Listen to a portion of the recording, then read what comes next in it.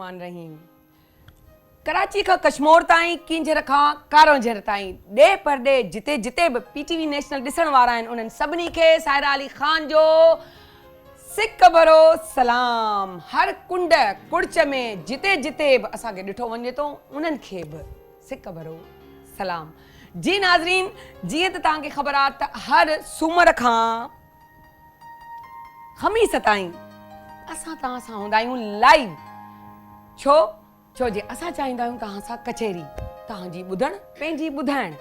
तव्हांजा जेके बि कमेंट्स हूंदा आहिनि असां उन्हनि खे पंहिंजे अखियुनि ते रखंदा आहियूं ऐं पूरी कोशिशि बि कंदा आहियूं त असां उन्हनि खे सेट करे सघूं। जेको चाहियो था तव्हां उन तरीक़े जा कम करे सघूं। हमेशह वांगुरु अॼु बि असां वटि हिकिड़ो ॾाढो ख़ूबसूरत टॉपिक आहे ऐं उहो टॉपिक छा आहे? बचत, जेको सभिनी में ख़तरनाक कमु आहे। कंहिंजी आदत ई कोन्हे। असांखे आदत थी वई आहे का बि शइ, छो जे महांगे खां महांगी हुजे उहा शइ बि असां चवंदा आहियूं वठूं ज़रूरु। छो जे असां चाहींदा आहियूं त असां ब्रांड पायूं, असांजी चप्पल बि ब्रांड हुजे, त असांजा कपिड़ा बि ब्रांड हुजनि, त असांजी गंदी बि ब्रांड हुजे, त असांजा टॉप्स बि ब्रांड हुजनि, हर शइ ब्रांड हुजे। उन ब्रांड जे चक्कर में असां इहो भुलिजी वेंदा आहियूं त असां जेको कमायूं था असांखे उन बजट में हलणो आहे। बिल्कुलु ब्रांड बि पायूं छो जो असांजो हक़ु आहे। औरतुनि ते ई त ख़ूबसूरती सजंदी आहे। जे अगरि ठहियल ठुकियल हूंदियूं आहिनि, सुहिणियूं लॻंदियूं आहिनि पंहिंजे घर खे ॿाहिरि खे, त केॾो सुठो लॻंदो आहे। सो असां इलाही सोचण खां पोइ इहा ॻाल्हि सोची त कीअं अहिड़ो कमु कजे जो थोरी बचत थिए, थोरो अहसासु थिए। छो जो सिर्फ़ु खाइणो ऐं खाइणो कोन्हे।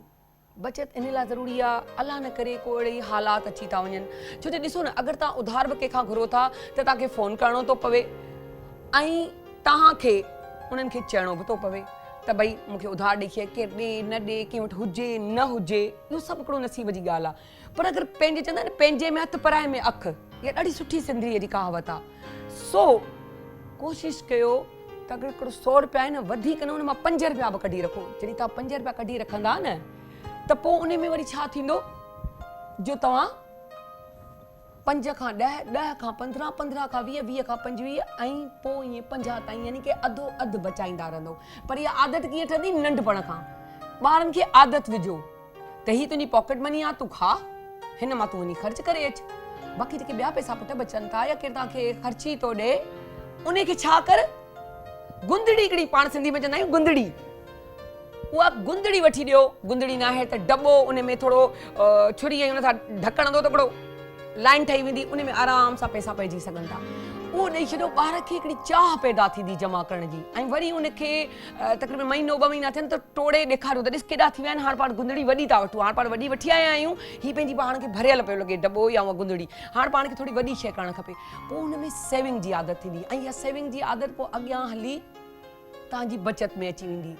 सेलूं लॻनि थियूं, सेलुनि मां शॉपिंग कयो।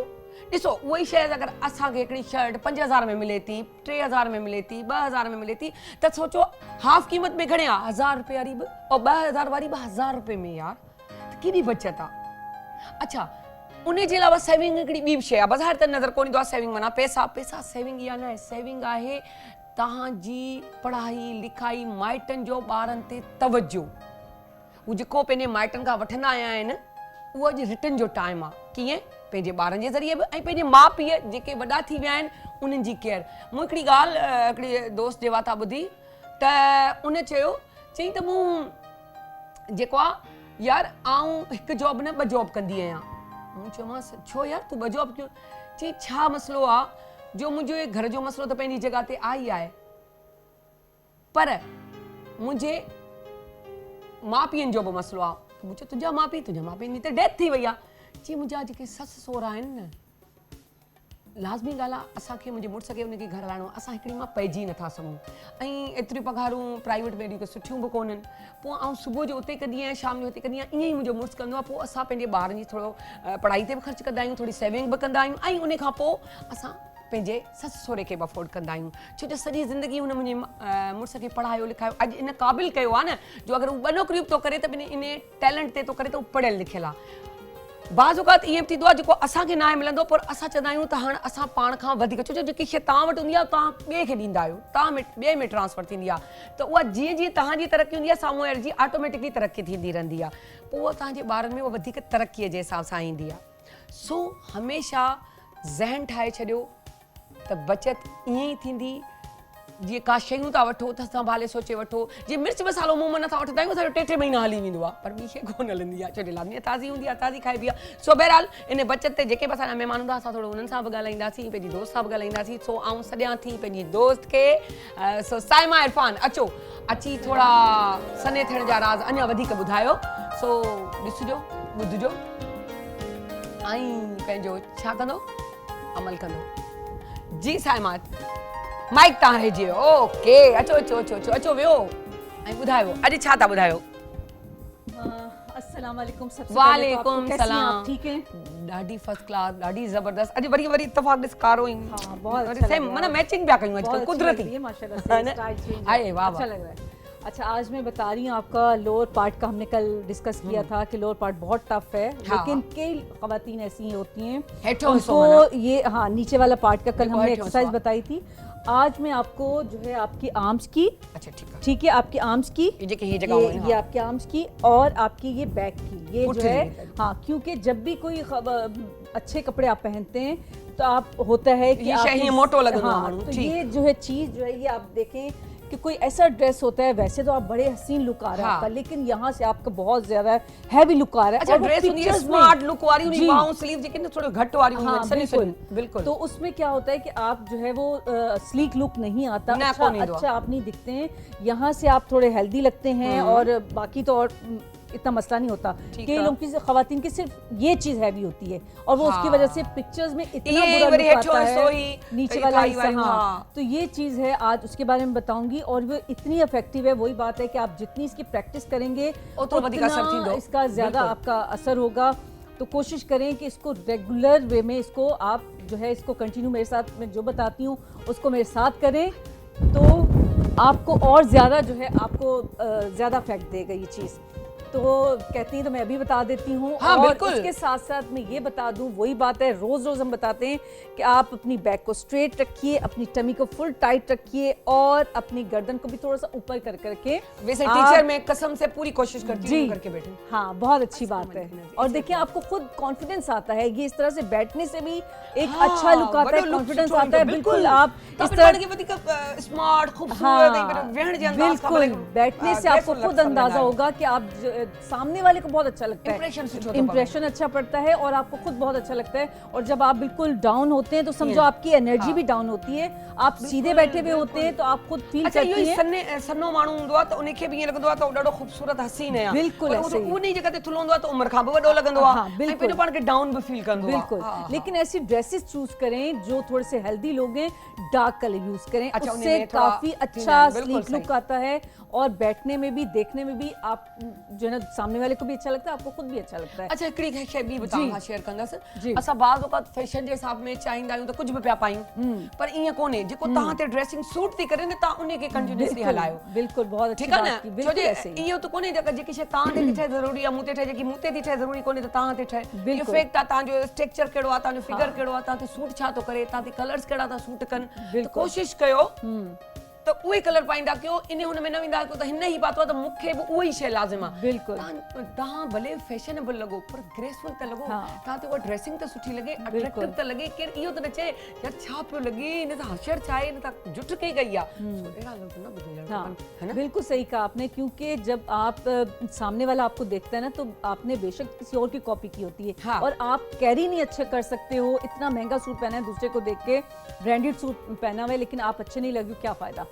जैसे ट्यूलिप वाली वो ट्राउजर चले थे और अभी भी चलते हैं, लेकिन कभी भी वो मैंने नहीं पहना। वो इसलिए कि मुझे पता मुझे अच्छा नहीं लगता, मतलब शायद सामने वाले को इतना वो न, लेकिन मैं खुद कंफर्टेबल नहीं हूँ। जिसमें आप कंफर्टेबल हो, कहते हैं ना पहनो जग भाता ठीक है, और हाँ। खाओ मन भाता। मन भाता, ठीक है, तो वाकई ये सही चीज ऐसी है कि या मिसाल हम ॿुधाईंदे से चवंदा आहिनि पायो वो जेको ॿियनि खे सुहिणो लॻे, हाँ। खाओ वो जेको पाण खे जेको बिल्कुल, सुठो लॻे। सो इहो बिल्कुल। वाकई सच ॻाल्हि आहे हाँ, हिन में। बिल्कुल। तो को ये शक चीज कोन्हे। है कि सामने, क्योंकि ब्रांडेड आजकल जो चल रहे हैं, इनमें सबसे जो अच्छी बात है कि हर एज ग्रुप का ये हाँ। पहन सकते हैं। कुर्तीज इतनी अच्छी जैसे हाँ, आपने पहनी हुई है, मेहरबानी। ये देखिए माशाल्लाह बहुत प्यारी लगी है। Thank तो you। ये कोई भी पहन सकता है, कोई भी वेयर कर सकता है, क्योंकि इसकी कट जो है ना बहुत खूबसूरत लग रहा है। हाँ, जो आगे कट जेको आहे, वो वाकई कट जो है ना attract करो। बहुत काउंट होता ठीक है, है। कट बहुत अच्छा है, तो ये हर एक के ऊपर सूट करता है, बड़ा कर दो छोटा कर दो, सबके ऊपर सभिनी अच्छा ते लगता सूट है। कंदो, बिल्कुल तो सही ये था जो। छोटी-छोटी सिर्फ tips- साइज़िस जो हाँ, फर्क अची sizes वेंदो का आहे। थोड़ा सा हाँ। फर्क आ जाता ऐं है, हाणे त लेकिन- एक्स्ट्रा स्मॉल बि हाँ, कढी छॾियो अथनि त बिल्कुल। नंढियूं जेके टीनेज छोकिरियूं आहिनि उनखे बि इज़ीली अचे पियो। और बहुत स्मार्ट लुक आता है। हाँ, कोई भी बिल्कुल पहन ले सही कहा स्मार्ट लुक आता है। आज से 10 साल 15 साल पहले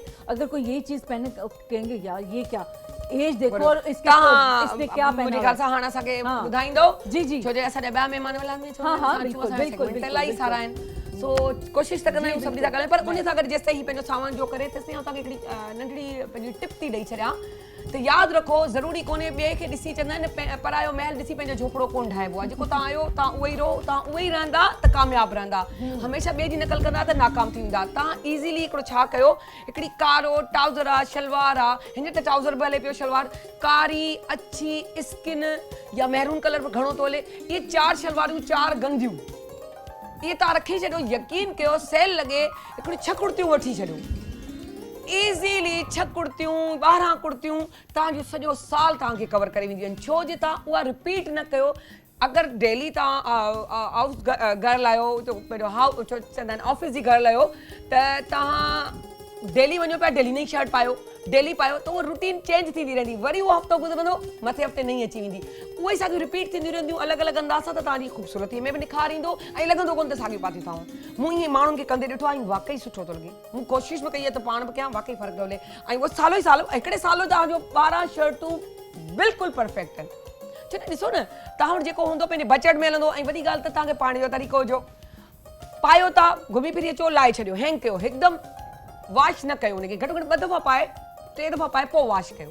हाँ, अगर पसीने जो प्रॉब्लम आहे त उनजी हिकिड़ो ॿियो बि सोल्यूशन थी ॾियां। मुंहिंजी दोस्त खे ॾिसंदीसि त उनजा कपिड़ा सदा ई नवां रहंदा। चवंदी यार तूं सभिनी छा कंदी आहीं? त चई यार आउं छा कंदी आहियां त हिन जॻह उनखे वठी मथे हिसे खे ईअं पाणीअ में पुसाए बसि सुकाए छॾींदी आहियां, सॼी शर्ट खे कोन धोईंदी आहियां, त उन सां बि स्मेल निकिरंदी आहे ज़बरदस्त। जी हा, तव्हांजो तयारी थी वई? जी बिल्कुल तैयारी हो गई, बिल्कुल तैयारी हो गई, बिल्कुल तैयारी होगी। देखें अपर पार्ट की हम आज बता रहे हैं। साइमा वरी इहो तव्हां पाणी जी बोतलूं पहिरीं वांगुरु खयूं आहिनि न? बिल्कुल, देखें ये आपको बताया गया है। वैसे तो डंबल्स यूज करते हैं हम लोग, लेकिन यहाँ पे सिर्फ आप लोगों को बताने के लिए डंबल्स भी पड़े हुए हैं, लेकिन थोड़े से वो हैवी हैं। तो मैं नहीं चाहती हूँ कि आपको पहली दफा में ही आपको जो है ये हो कि आपके बाजू थक जाएं, आपको पेन निकल आए, तो हम नहीं चाहते हैं। हम आपका ख्याल रखते हैं, आपसे प्यार करते हैं, इसलिए हम चाहते हैं जो घर में चीज है उसी से हम जो है आपसे फायदा उठाएं। ठीक है, इसी तरह से यूं हाथ रखेंगे, ये आपकी ये इस पार्ट को कम करने के लिए, इसको लिफ्ट करने के लिए, इसको जो है और ज़्यादा शेप में लाने के लिए, हसीन बनाने के लिए क्या करेंगे, फुल स्ट्रेच करेंगे साइड में, फुल स्ट्रेच। मना हीअं करे छिकणो आहे, माना वजन विझणो आहे पंहिंजो पाण खे हीअं करे। जितना आप साइड में करेंगे फुल, जैसे आप फुल स्ट्रेच आना चाहिए इस जगह पे। ठीक है। 2 3 4 5 6 7 8 9 10 11 12 13 14 15 फुल स्ट्रेच। मतलब आप माना ये छिक पूरी हीअं अचे। जी बिल्कुल, क्रॉस में सर के ऊपर से, और सर को भी आपने साइड में, अपने फेस को भी साइड में करना है, ताकि ये पूरी आपकी साइड आपकी स्ट्रेच हो।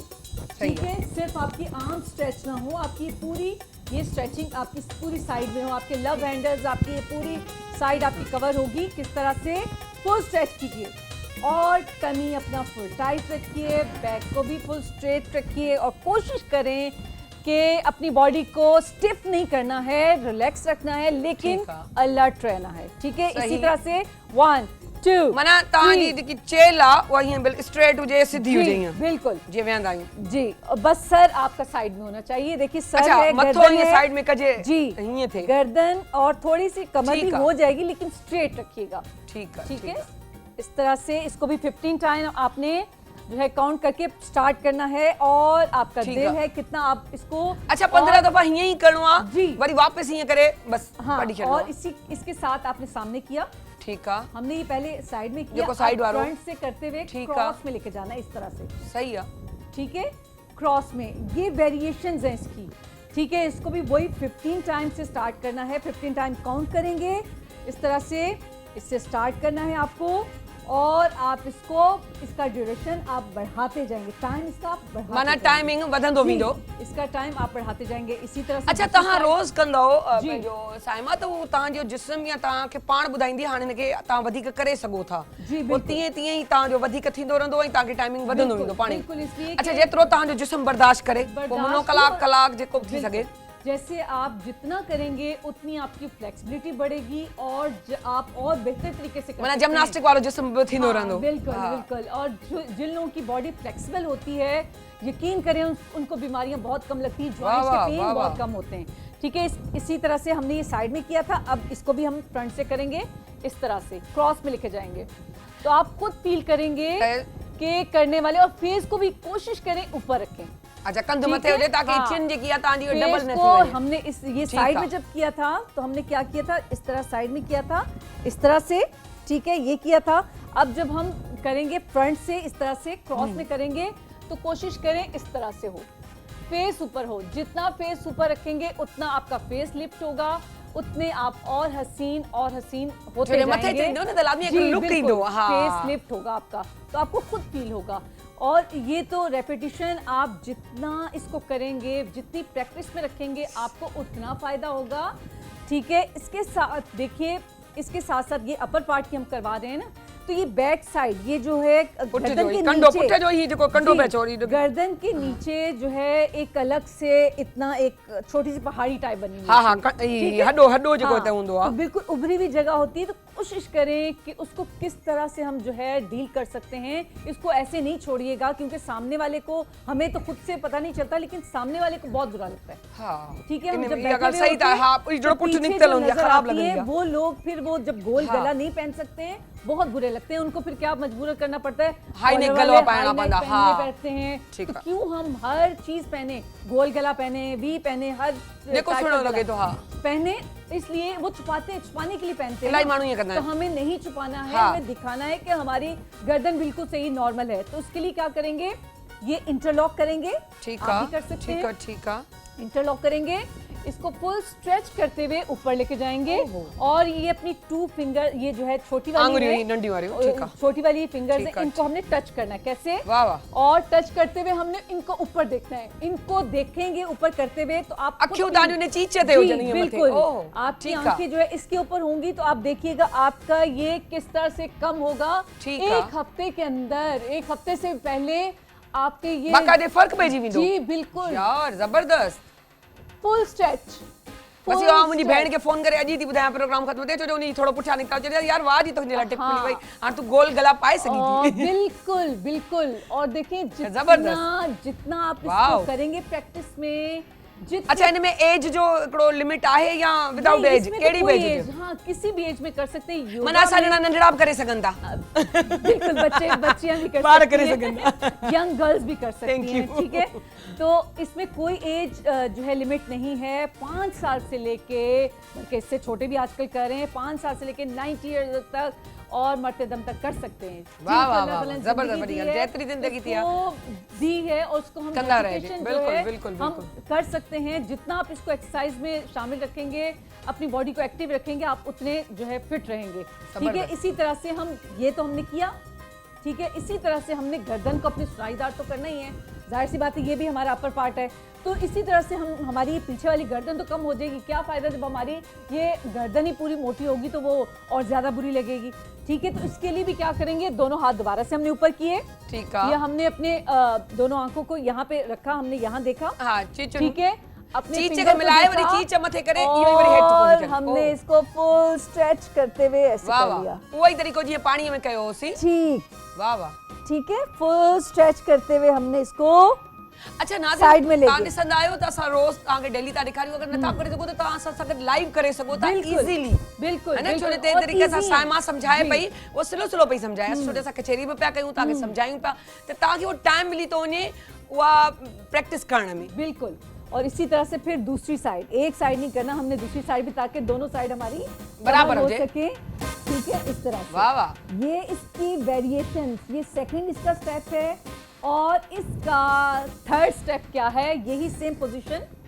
ठीक है, इसको हमने यूं किया और हमने इसको सर्कल में घुमा दिया। ओहो, ठीक है, सर्कल में घुमा दिया तो आपका इसमें कितने पार्ट्स आप खुद फील करेंगे, कहाँ कहाँ आपके खिंचाव आ रहा है आप खुद फील करेंगे। फील होगी। और फेस ऊपर रखेंगे और इसको सर्कल में क्लॉकवाइज, ठीक है, इसको वही 10 से 15 से स्टार्ट करेंगे और फिर एंटी क्लॉकवाइज। और ये वाह जो डायलॉग क्लॉकवाइज वो समझे मैं चोने उबतो सुबतो। हाँ, बस ये बड़े सिंधी में बताऊं। हाँ, घड़ी चलती है सीधी सीधी। हाँ, और फिर हम उल्टी साइड घड़ियाल वालो नमूनो आने जो जबरदस्त क्लॉकवाइज एंटी क्लॉकवाइज, तो आपको याद रहेगा। ठीक अच्छा, है, ये जुमला बड़ा अट्रैक्टिव लगता है, इंग्लिश में भी लगता है, उर्दू में भी, सिंधी में भी। हाँ, बिल्कुल, हर चीज में अट्रैक्ट करता हाँ, है। बिल्कुल। अच्छा, म्यूजिक का कितना ताल्लुक है, अगर ये आप जब कर रहे होते हो फिर म्यूजिक सुन रहे होते हो तो उसमें बहुत फर्क पड़ता है? अगर रिलैक्सिंग, बिल्कुल रिलैक्सिंग होता है और ज्यादा। और कई जो है कई बार ये होता है। अच्छा, रिलैक्स होना ये होता है जब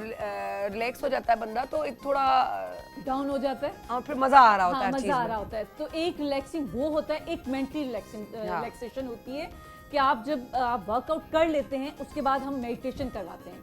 अच्छा। मेडिटेशन एक रिलैक्सिंग वो है कि जिन लोगों को नींद नहीं आती उनको रिलैक्स करवाते हैं, जिन लोगों के बॉडी पेन्स बहुत ज्यादा होते हैं हम उनको रिलैक्स करवाते हैं। अच्छा, मैंने एक चीज और साइमा नोट की है कि कोई शाम के टाइम मतलब कर रहा होता है एक्सरसाइज, कोई रात का टाइम कर रहा होता है, तो प्रॉपर टाइम उसूलन कौन सा होना चाहिए? जैसे अभी हमारा है तकरीबन 9:30, ये बहुत से अर्ली मॉर्निंग फजर के टाइम नमाज पढ़ के और निकल पड़ते हैं, तो कौन सा ज्यादा है जो ज्यादा असर करता है? सबसे बेस्ट टाइम मेरी नजर में, वैसे सब जितनी योगीज हैं, जितने एक्सरसाइज करने वाले हैं, अर्ली मॉर्निंग जब सूरज निकल रहा हो उस वक्त जो है वो एक्सरसाइज जब आप करते हैं तो उसका मजा ही अपना है। एक तो फ्रेश एयर मिलती है, आपकी बॉडी के अंदर फ्रेश ऑक्सीजन जाती है, ठीक तो है, वो और ज्यादा इफेक्टिव है। खैर इहो तो सच्चा तो ॾिठो असां रातुनि जो बि कंदे माण्हू खे ॾिठो आहे, उनखे बि खैर फ़र्क़ु त पए थो, इन में को शक कोन्हे। त पोइ अगरि इहा राति जो कयूं था त पोइ छा मानीअ खां पहिरीं करणु घुरिजे, मानीअ खां पोइ?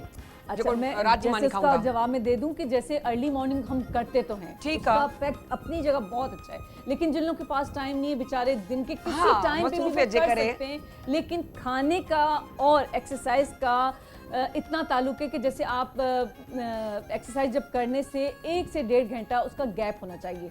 मतलब पहले आप खा लें, अगर खाना खाना तो उसके बाद आप जो इतना गैप होना चाहिए।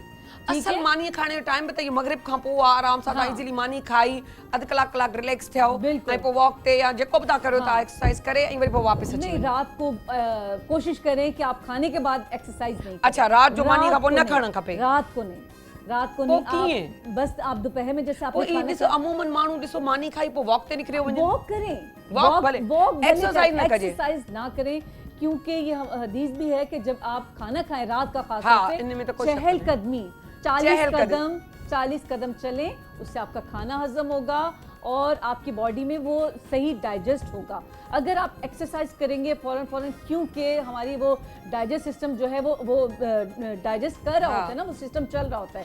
अगर आप उस वक्त एक्सरसाइज करेंगे तो वो खाना आपको उल्टा नुकसान पहुंचाएगा। तो इसलिए कोशिश करें, गैप होना चाहिए और कोशिश करें रात के टाइम एक्सरसाइज।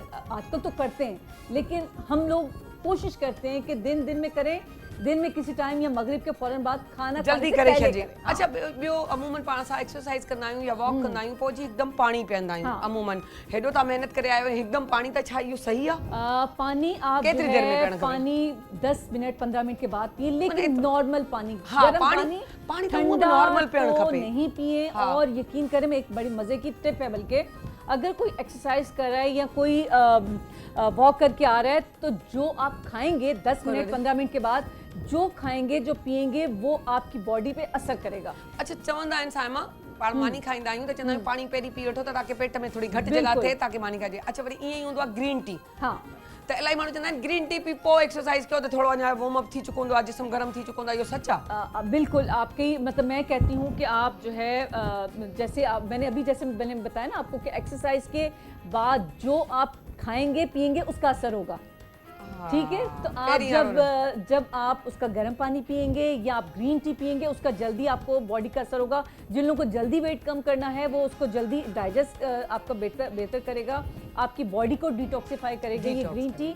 सफाई करेंगे और जल्दी आपका वेट कम होगा और वो बॉडी पे असर करेगी ग्रीन टी पीने से। जी बिल्कुल, ग्रीन टी इतनी फायदेमंद है।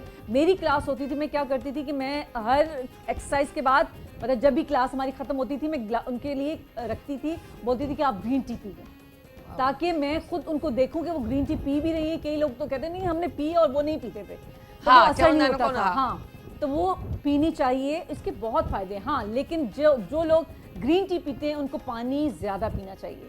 अच्छा, गरमाइश जो थोड़ो। अच्छा, ॿियो हिकिड़ो हूंदो आहे काढ़ो पाण जेको नॉर्मली जेको ठाहींदा आहियूं, त उन में मिठी काठी वो दालचीनी जेकी हूंदी आहे, मिठी काठी ऐं थोड़ो उहो विझी करे फूदनो, लीमो, वरी हेडड़ी पत्ती ज़रड़ी विझी तो वो काढ़े वांगर ग्रीन टी वांगर ठहरी आहे, उहो बि ॾाढो सुठो मुफ़ीद हूंदो आहे। वो भी सही है, लेकिन मैं क्या करती हूँ ग्रीन टी के अंदर ही, जैसे ग्रीन टी हाँ सब उन में विझी छॾबो आहे, उसी के अंदर पाण बि कंदी आहे, फूदने ताज़ो कड़ी पत्ता भी इलाही माण्हू विझंदा आहिनि, कड़ी पत्ता भी, लेकिन वो फिर सारी चीजें गर्म हो जाएंगी ना फिर।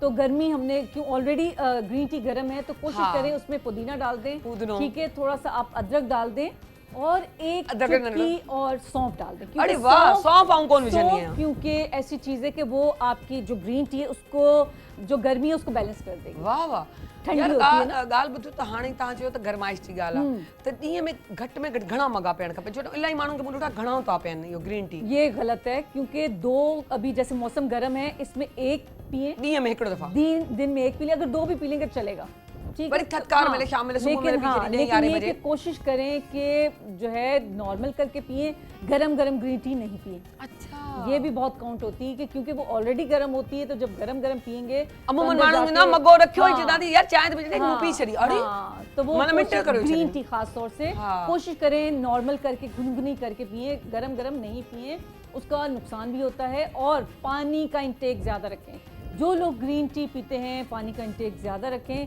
क्योंकि जो पानी का इंटेक ज़्यादा रखेंगे तो उनकी बॉडी में वो पानी की जो कमी है वो पूरी थींदी रहंदी। मेहरबानी तुंहिंजी, पंहिंजो साइमा, लख एहसान। पर उहो ई असांजा सेगमेंट वरी असां वरी तव्हांखे असां नई दोस्त खां मिलाईंदासीं। सो असां वञूं था नंढड़ी साई खणण, वरी वापसि था अचूं ऐं वरी वॾी साईअ सां।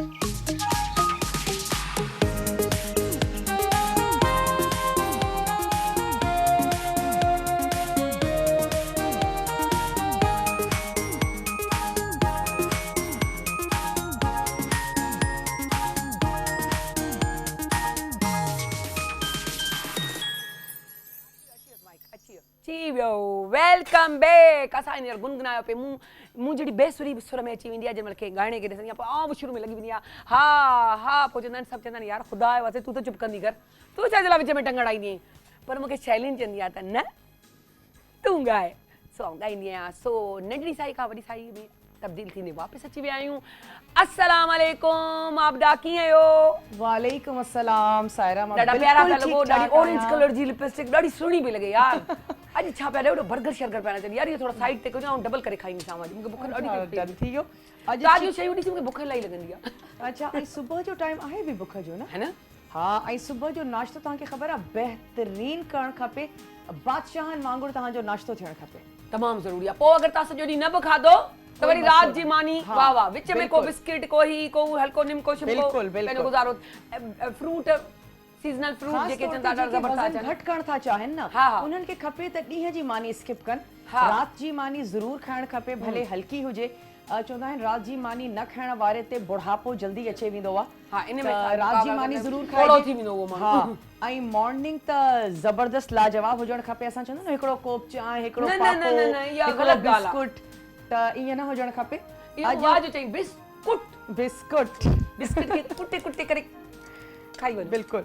अच्छा, अॼु असांजा चिकन बर्गर्स त आहिनि ई, इन सां गॾु मां ठाहींदमि एप्पल डोनट्स चिकन बर्गर हे आहिनि चिकन बर्गर ऐं एप्पल डोनट्स जेके नाले में त लॻनि था त शायदि इलाही के ॾुखियो रेसिपी हूंदी पर ईअं बिल्कुलु बि न आहे मां एप्पल्स जा स्लाइस कया आहिनि ऐं स्लाइस खां पोइ मां हिन में कोई बि तव्हां नोज़ल वठो तमामु इज़ीली मार्केट में मिली वेंदी आहे इन नोज़ल जी हेल्प सां या कोई बि अहिड़ो टूल हुजे किचन में फोकस कराइजो न त माण्हू थोरो इन्हनि शयुनि खे ॾिसनि असांजी कैमरा 3 आहे उहा तव्हांखे कवर कंदी कोई बि अहिड़ो टूल थी सघे थो जंहिंसां तव्हां सेंटर में हिनखे गोलो कयो माना हुनखे चऊं ईअं चऊं त कोई बि अहिड़ी शइ किचन में खाली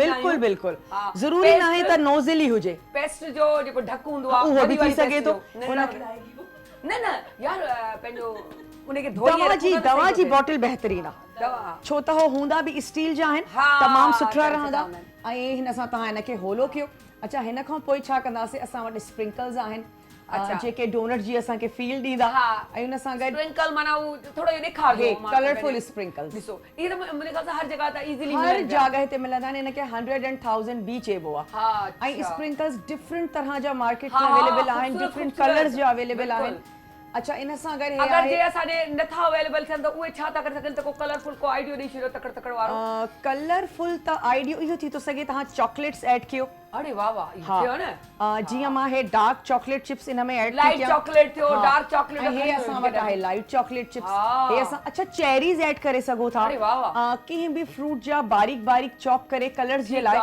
अॼुकल्ह अनार बि आयल आहिनि उहे ऐड करे सघो था अच्छा इन में छा ऐड कंदासीं चॉकलेट स्प्रेड आहे असां वटि ऐं मां वटि आहे पीनट बटर पीनट बटर भी एप्पल सां गॾु तमामु बहितरीन वेंदो इहो बि ठहियल ठुकियल ॿाहिरां थो मिले या तव्हां पंहिंजो पाण ठाहियो न हे ॿाहिरां ई मां वरितो आहे ऐं जेकॾहिं हे न आहे न तव्हां वटि ऐं कुकिंग चॉकलेट आहे त उनखे मेल्ट कयो ऐं उन खां पोइ तव्हां हिनखे जीअं डोनट खे डिप कबो आहे न मेल्टेड चॉकलेट में डिप करे स्प्रिंकल्स ऐड कयो मां उन खां बि इज़ी कयो आहे त हे स्प्रेड आहे स्प्रेड असां ओपन था कयूं चॉकलेट जो तव्हां छा ॿुधायो आपदा चॉकलेट स्प्रेड जेको नॉर्मली स्प्रेड जे नाले सां इन करे मिलंदो आहे त हे ॾाढा सॉफ्ट हूंदो आहे तव्हां ब्रेड स्लाइसिस ते अप्लाई करे सघो था मतिलबु हे हार्ड न आहे तव्हां ब्रेड ते करे आराम सां बिल्कुलु त हाणे असां हिकिड़ो स्पून वरितोसीं जंहिंखे चॉकलेट ॿारनि खे घणी पसंदि आहे त तव्हां चॉकलेट वठो अगरि कंहिं वटि न आहे त चॉकलेट मेल्ट थी वेंदी आहे बिल्कुलु उनखे बि तव्हां मथां हणी सघो था बिल्कुलु डबल बॉइलर ते तव्हां चॉकलेट खे मेल्ट कयो ऐं जीअं ई हो डबल बॉइलर ते मेल्ट थी वञे त पोइ तव्हां सुठी बाज़ारी मिसाल अगरि न आहे ऐं ॿार जो दिलि थो चए त सूप पियो आहे त उनी कटिंग जैम भी हणी था सघो जैम हणी सघो था बिल्कुलु ऐं जैम में इलाही शयूं वैरायटी आहिनि बिल्कुलु या तव्हां बटर हणी सघो था ॿारनि जे लाइ त बहितरीन आहे ऐं जैम त मोस्टली हाणे हर घर में मौजूदु हूंदो आहे ऐं जैम ठहे बि सूफ मां त सूफ वारो अगरि जैम हुजे हा बहितरीन अच्छा हे हाणे असां हिन ते अप्लाई कयोसीं न इन खां पोइ ते सुठी सुठी शयूं पिया ॿुधायो यकीन कयो मना ऐं हिन में कुझु बि न आहे कुझु बि न आहे पर चाहे त आराम सां लंच ते बना न चाहींदे असां ज़िक्र कयूं न कयूं लंच तयार आहे हा बसि ये ॾिसण में बि ख़ूबसूरत लॻंदो हाणे ॾिसो असां हिकिड़ो मिनी डोनट जेको आहे सो रेडी कल्ह असां खाधोसीं पे यकीन कयो सुबुह जो ईंदे ई सभिनी तारीफ़ पे कई त यार आबदा वाह जो बिस्किट ते सॼा लवाज़मात ॿुधाया हुआ अच्छा मांखे त पर्सनली पीनट बटर इलाही सुठो लॻंदो आहे सुठो आहे बि हा ऐं पीनट बटर मॉर्निंग में बि इस्तेमाल करण तमामु बहितरीन आहे कॉफी वारो थोरो कलर जो ॾे सॼो हा ऐं उन्हनि जे लाइ न जेको वेट गेन करण था चाहिनि बल्कि जेके लूज़ बि करण चाहिनि था न त हे गुड फैट्स आहिनि न हिकिड़ा हूंदा आहिनि बैड फैट्स हिकिड़ा हूंदा आहिनि गुड फैट्स जिन में गुड फैट्स आहिनि भले तव्हां थोरी मिक़दार में इस्तेमालु कयो पर पीनट बटर ज़रूरु इस्तेमालु करणु खपे ऐं असांजी सिहत जे लाइ तमामु घणो बहितरीन आहे बाज़ माण्हुनि खे हिननि जो फ्लेवर सुठो न लॻंदो आहे बिल्कुलु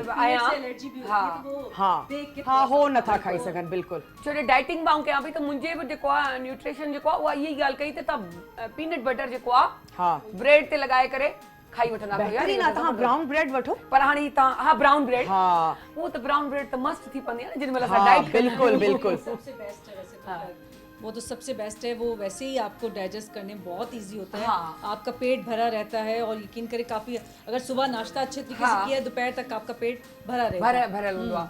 तव्हांखे ख़बर आहे जंहिंसां तव्हांखे छो विहारियो आहे? जी, जी, तव्हांखे अंदाज़ो थी चुको आहे, पर हलो असां कयूं था, असांखे नेमल बदल त खपे न।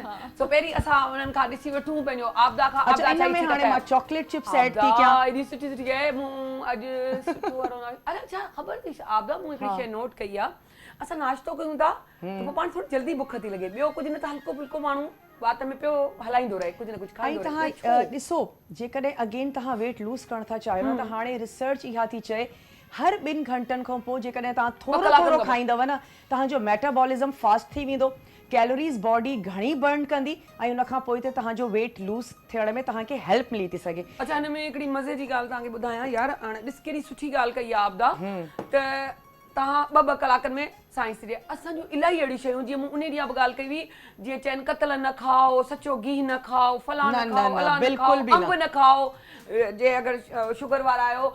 साइंस एॾी तरक़ी करे वरिती आहे माशाल्लाह, हींअर रिसर्च बि एॾा पिया थियनि जंहिंमें इहो निकितो आहे त शुगर जो मरीज़ बि भला फुल न त थोरो घणो, छो जो हीउ कुदरती मिठो आहे, हीउ तव्हांजो जेको आहे दुनियावी दिखावो या जेको आहे उहो कोन्हे।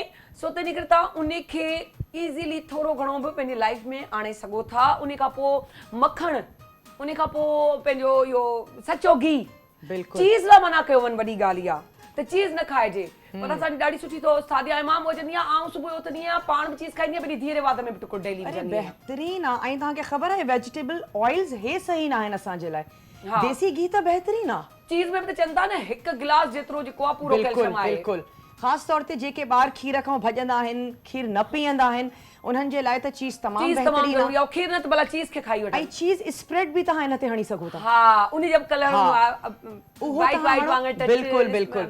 हाणे इन में असां वाइट चॉकलेट चिप्स ऐड कई आहे ऐं साइज़ मां मिनी रखियो आहे। एप्पल्स वॾा वठंदव त वॾे साइज़ जा डोनट थींदा, खाइण में ॾुखियो थींदो, नंढड़ो ख़बर न छा फुल जो फुल वात में खाई सघो था। ऐं मूंखे त उहे नंढड़ियूं शयूं क्यूट बि लॻंदियूं आहिनि, वरी बाइट साइज़ बि हूंदियूं आहिनि। बस जल्दी चऊं त ब्रेक ते वञूं था, थोरो बिल्कुलु साइड करे छॾिया। तव्हां ब्रेक ते वञूं कोन पिया, ऐं जानती त वठो था साइड ते करे छॾिया, पर जाली फुल ठही वञे त पोइ कयां।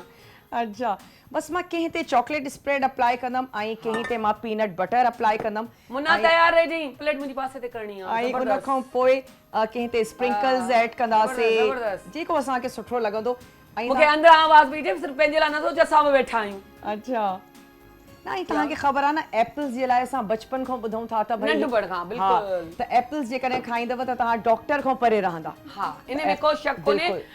नाज़रीन, तव्हांखे हिकिड़ी मज़े जी ॻाल्हि ॿुधाईंदी हलां, त हीअ त असां हिकिड़ो चटा बेटी ऐं हिकिड़ी मज़ाक पिया कंदा रहंदा आहियूं, पर असल में ईअं आहे जो आपदा एॾी, मतिलबु मूं सोचियो हिकिड़ा माण्हू हूंदा आहिनि कम खां लाराईंदा आहिनि, भई ठीकु आहे असां आयासीं कमु कयोसीं जान छुटी, पर मूंखे ॾाढी ॻाल्हि वणी आपदा जो का ॻाल्हि कंदी ऐं मिक़दार खे मुंहिंजो यार हीअ हिते सभु वेहंदा आहियूं, सुठो कोन थो लॻे, 2 ॼणा खाइनि 2 ॼणा न खाइनि, या 4 ॼणा खाइनि 8 ॼणा रहिजी वञनि, त पीसिस बि कंदा आहियूं त जहिड़ो आपदा जो आउं हुनजी मिक़दार वधाए छॾींदसि। मुंहिंजो यार तव्हांखे कमु करिणो पवंदो, चई का ॻाल्हि कान्हे आउं करे वठंदसि। त इहा हिकिड़ी पॉज़िटिव पॉइंट आहे ऐं पॉज़िटिविटी आहे इंसान जी, छो जो ख़्यालु रखणु त माना इहो रियलाइज़ कराईंदो आहे त वाक़ई असां फैमिली आहियूं। छो जो तव्हांजा नंढड़ा नंढड़ा जेके लफ़्ज़ आहिनि न, आपदा इन ॻाल्हि खे तव्हां कंदो, साइमन तव्हां चवंदो त पंहिंजो पाण खे मिलाइण जो हिकिड़ो कड़ी आहिनि, बहानी आहे, ज़ंजीर आहिनि, त मज़ो थो अचे, मुठी हिकिड़ी पंहिंजी मुठ ठही वेंदी आहे। ऐं वाक़ई न कोई बि टीम जो छो रहिजी वञे, ऐं खाइण जी शइ अहिड़ी आहे त इंसान जी दिलि चवंदी आहे त एटलीस्ट असां टेस्ट ज़रूर कयूं। तो जब आप ये सोच के करते हैं ना कि आप दूसरों के लिए भी सोचते हैं तो अल्लाह ताला उसमें बरकत देता है और सबको वो चीज़ पूरी आती है। बस ये है, सिर्फ अपने लिए नहीं आप सोचते हैं, दूसरों के लिए सोचते हैं तो उसमें बरकत भी होती है। अच्छा आपदा, अमूमन माण्हू आहिनि चवंदा आहिनि त हिन जी तारीफ़ कंदासीं हिन जो दिमाग़ ख़राबु थी वेंदो, माना घणी, पर आउं पर्सनली पंहिंजे लाइ चवंदसि त केरु चवंदा न तो सुठो ठाहियो आहे या सुठो कमु कयो आहे या तुंहिंजा कपिड़ा सुठा पिया लॻनि या तूं सुठी पई लॻी, त हुजनि अञा वधीक बहितर वधीक सुठी थिया। तव्हां हिन ॻाल्हि ते केतिरा मुतफ़िक़ आहियो? मां त 100% मुतफ़िक़ आहियां। एप्रिसिएशन त ज़रूरी आहे, ज़रूरी, तमामु ज़रूरी आहे, तमामु ज़रूरी आहे। ऐं जॾहिं कंपनी हुजे, घर वारा हुजनि, हस्बैंड हुजे, ॿार हुजनि, जॾहिं हू एप्रिशिएट कंदा आहिनि, पोइ असांजी दिलि चवंदी आहे अञा बि असां पंहिंजो बेस्ट। बिल्कुलु, अगरि एप्रिशिएट न कनि त पोइ दिलि टुटी थी पए। ऐं तव्हां त माशाल्लाह असांखे एतिरो एप्रिशिएट कंदा आहियो त हम महिरबानी तव्हांजी आदत आहे। छो जे हिकु ॿियनि खे ईअं ई हूंदो आहे, तव्हां मूंखे कयो मूं तव्हांखे, त छो जे इन सां ई असां में हिकिड़ो अंदर में उत्साह थो पैदा थिए न, बिल्कुलु उहे उन कुंड कुड़च में जेके असांजा नाज़रीन या ॾिसण वारा व्यूअर्स वेठा आहिनि उन्हनि खे बि हिकिड़ी अंदरि में एनर्जी अचणु लॻंदी आहे सो सुठो लॻंदो आहे सुबुह साण उथो ईअं आसमान ॾियारे जेको डीप साह जेको हिन ॿुधायो त अंदरि खणो ॿाहिरि छॾियो इन सां वाक़ई कुझु नथा करे सघो त इहो स्टार्ट कयो इन सां तव्हांखे ॾाढी एनर्जी मिलंदी ऐं ॿियो अमूमन असां डिप्रेशन जा मरीज़ घणा हूंदा आहिनि असांखे ख़बर कोन पवंदी आहे असांजी उहे माऊं भेणियूं धीअरूं जिन खे ख़बर न हूंदी आहे त यार छो जो मुस्तक़िल अगरि तव्हां हिकु ई जहिड़ी शइ कंदा था रहो त तव्हांखे डिप्रेस थींदा आहियो टेंशन अची वेंदो आहे पर छा जो असां ॾींदा तव्हांजो दिमाग़ ख़राबु थियो आहे तव्हां छाजो डिप्रेशन छा थियो अथव को ज़ुल्म थियो अथव ॻाल्हि ज़ुल्म जी कोन हूंदी आहे ॻाल्हि रुटीन उहा ई यूज़ करे करे करे करे इंसानु डिप्रेस थी वेंदो आहे उन खे चेंज लाइ जीअं चवंदा आहियूं न पाण हिकिड़ो कुकड़ जो बोड़ हूंदो आहे रधींदा आहियूं उन में टमाटो इहे सभु पर उन्हनि खे अंदाज़ कुकड़ जो बोड़ ई आहे पर टमाटा जेके विच में था पवनि पहिरीं विझी छॾिया लास्ट में विझी छॾियो मज़ो उहो थियो वरी अञा वैरायटी चेंज त हाणे इहे ॻाल्हियूं त थी न हाणे थोरो नई शइ हुजे न इहा वरी खाधे खाधे जी ॻाल्हि बोरियत पे महसूस थी है न हा एंटरटेनमेंट सो असांजा जेके आहिनि सिंगर कल्ह बि अचिणो हुयो अॼु बि तव्हां ॾिसो पिया मौसम जेको वायरल हले पियो न गला हीअं एंड टाइम ते मना कंदा आहिनि पोइ एॾो दुख लॻंदो आहे छा कयूं अॼु त मूं हिकिड़े ऐं जीअं मतिलबु स्टूडियो में आयसि मूंखे आवाज़ ॿुधी आवाज़ थोरी माशाल्लाह सुरीली आहे हीअं ॾिसां मुंहिंजो सिंगर सुठो घुरायो अथव चई सिंगर कोन आयो मुंहिंजो यार कीअं कल्ह बि अॼु बि चई यार छा कयूं इतफ़ाक़ ईअं थी वियो हुनजा गला ख़राबु थी विया छा था करे सघूं पोइ मुंहिंजो हीअ पोइ ॻाए केरु पियो साइमा जी कोशिश तां मल्टी टैलेंटेड आयो कोशिश की है इसलिए शौक बहुत है बहुत शौक है लेकिन तां माइक जेको मथा करे हां मथे करे शौक बहुत है लेकिन वही बात है कि हमें पता नहीं चलता ना शायद वो दूसरे बेहतर बता सकते हैं कि आपकी आवाज बेहतर है अॼु तांखे ख़ासा ॿुधाईंदा मूं त तांखे चई माशाल्लाह तां ॾाढो सुठो ॻायो चलिए फिर अगर मेरा साथ दें तो मैं आपको कुछ सुना देती हूँ आप बड़े नूरजहां का थोड़ा सा एक गलती मतलब वो अगर मुझसे कोई गलती होगी तो प्लीज हेलो आ रही आवाज ठीक है अच्छा माइक थोड़ा यूं रखिएगा क्योंकि हिलता है ना तो आपकी आवाज कहीं से कहीं चले जाएगी ठीक है तो ये नहीं होनी चाहिए ठीक है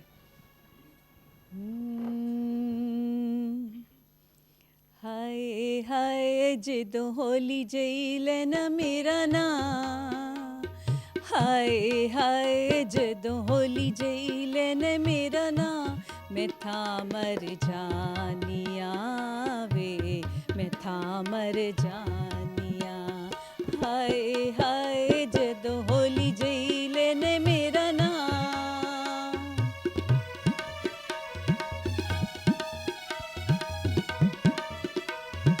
आज हसमुख भाई गाएं आज डांस करें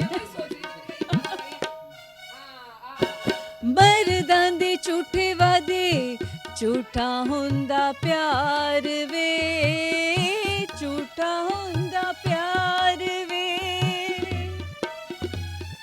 करके मोहब्बतां कोल जांदे हार वे की एतबार जदों कहंदियां ने मैनू सखियां मैं था मर जानिया वे मैं था मर जानिया हाय हाय जदों होली जईले न मेरा ना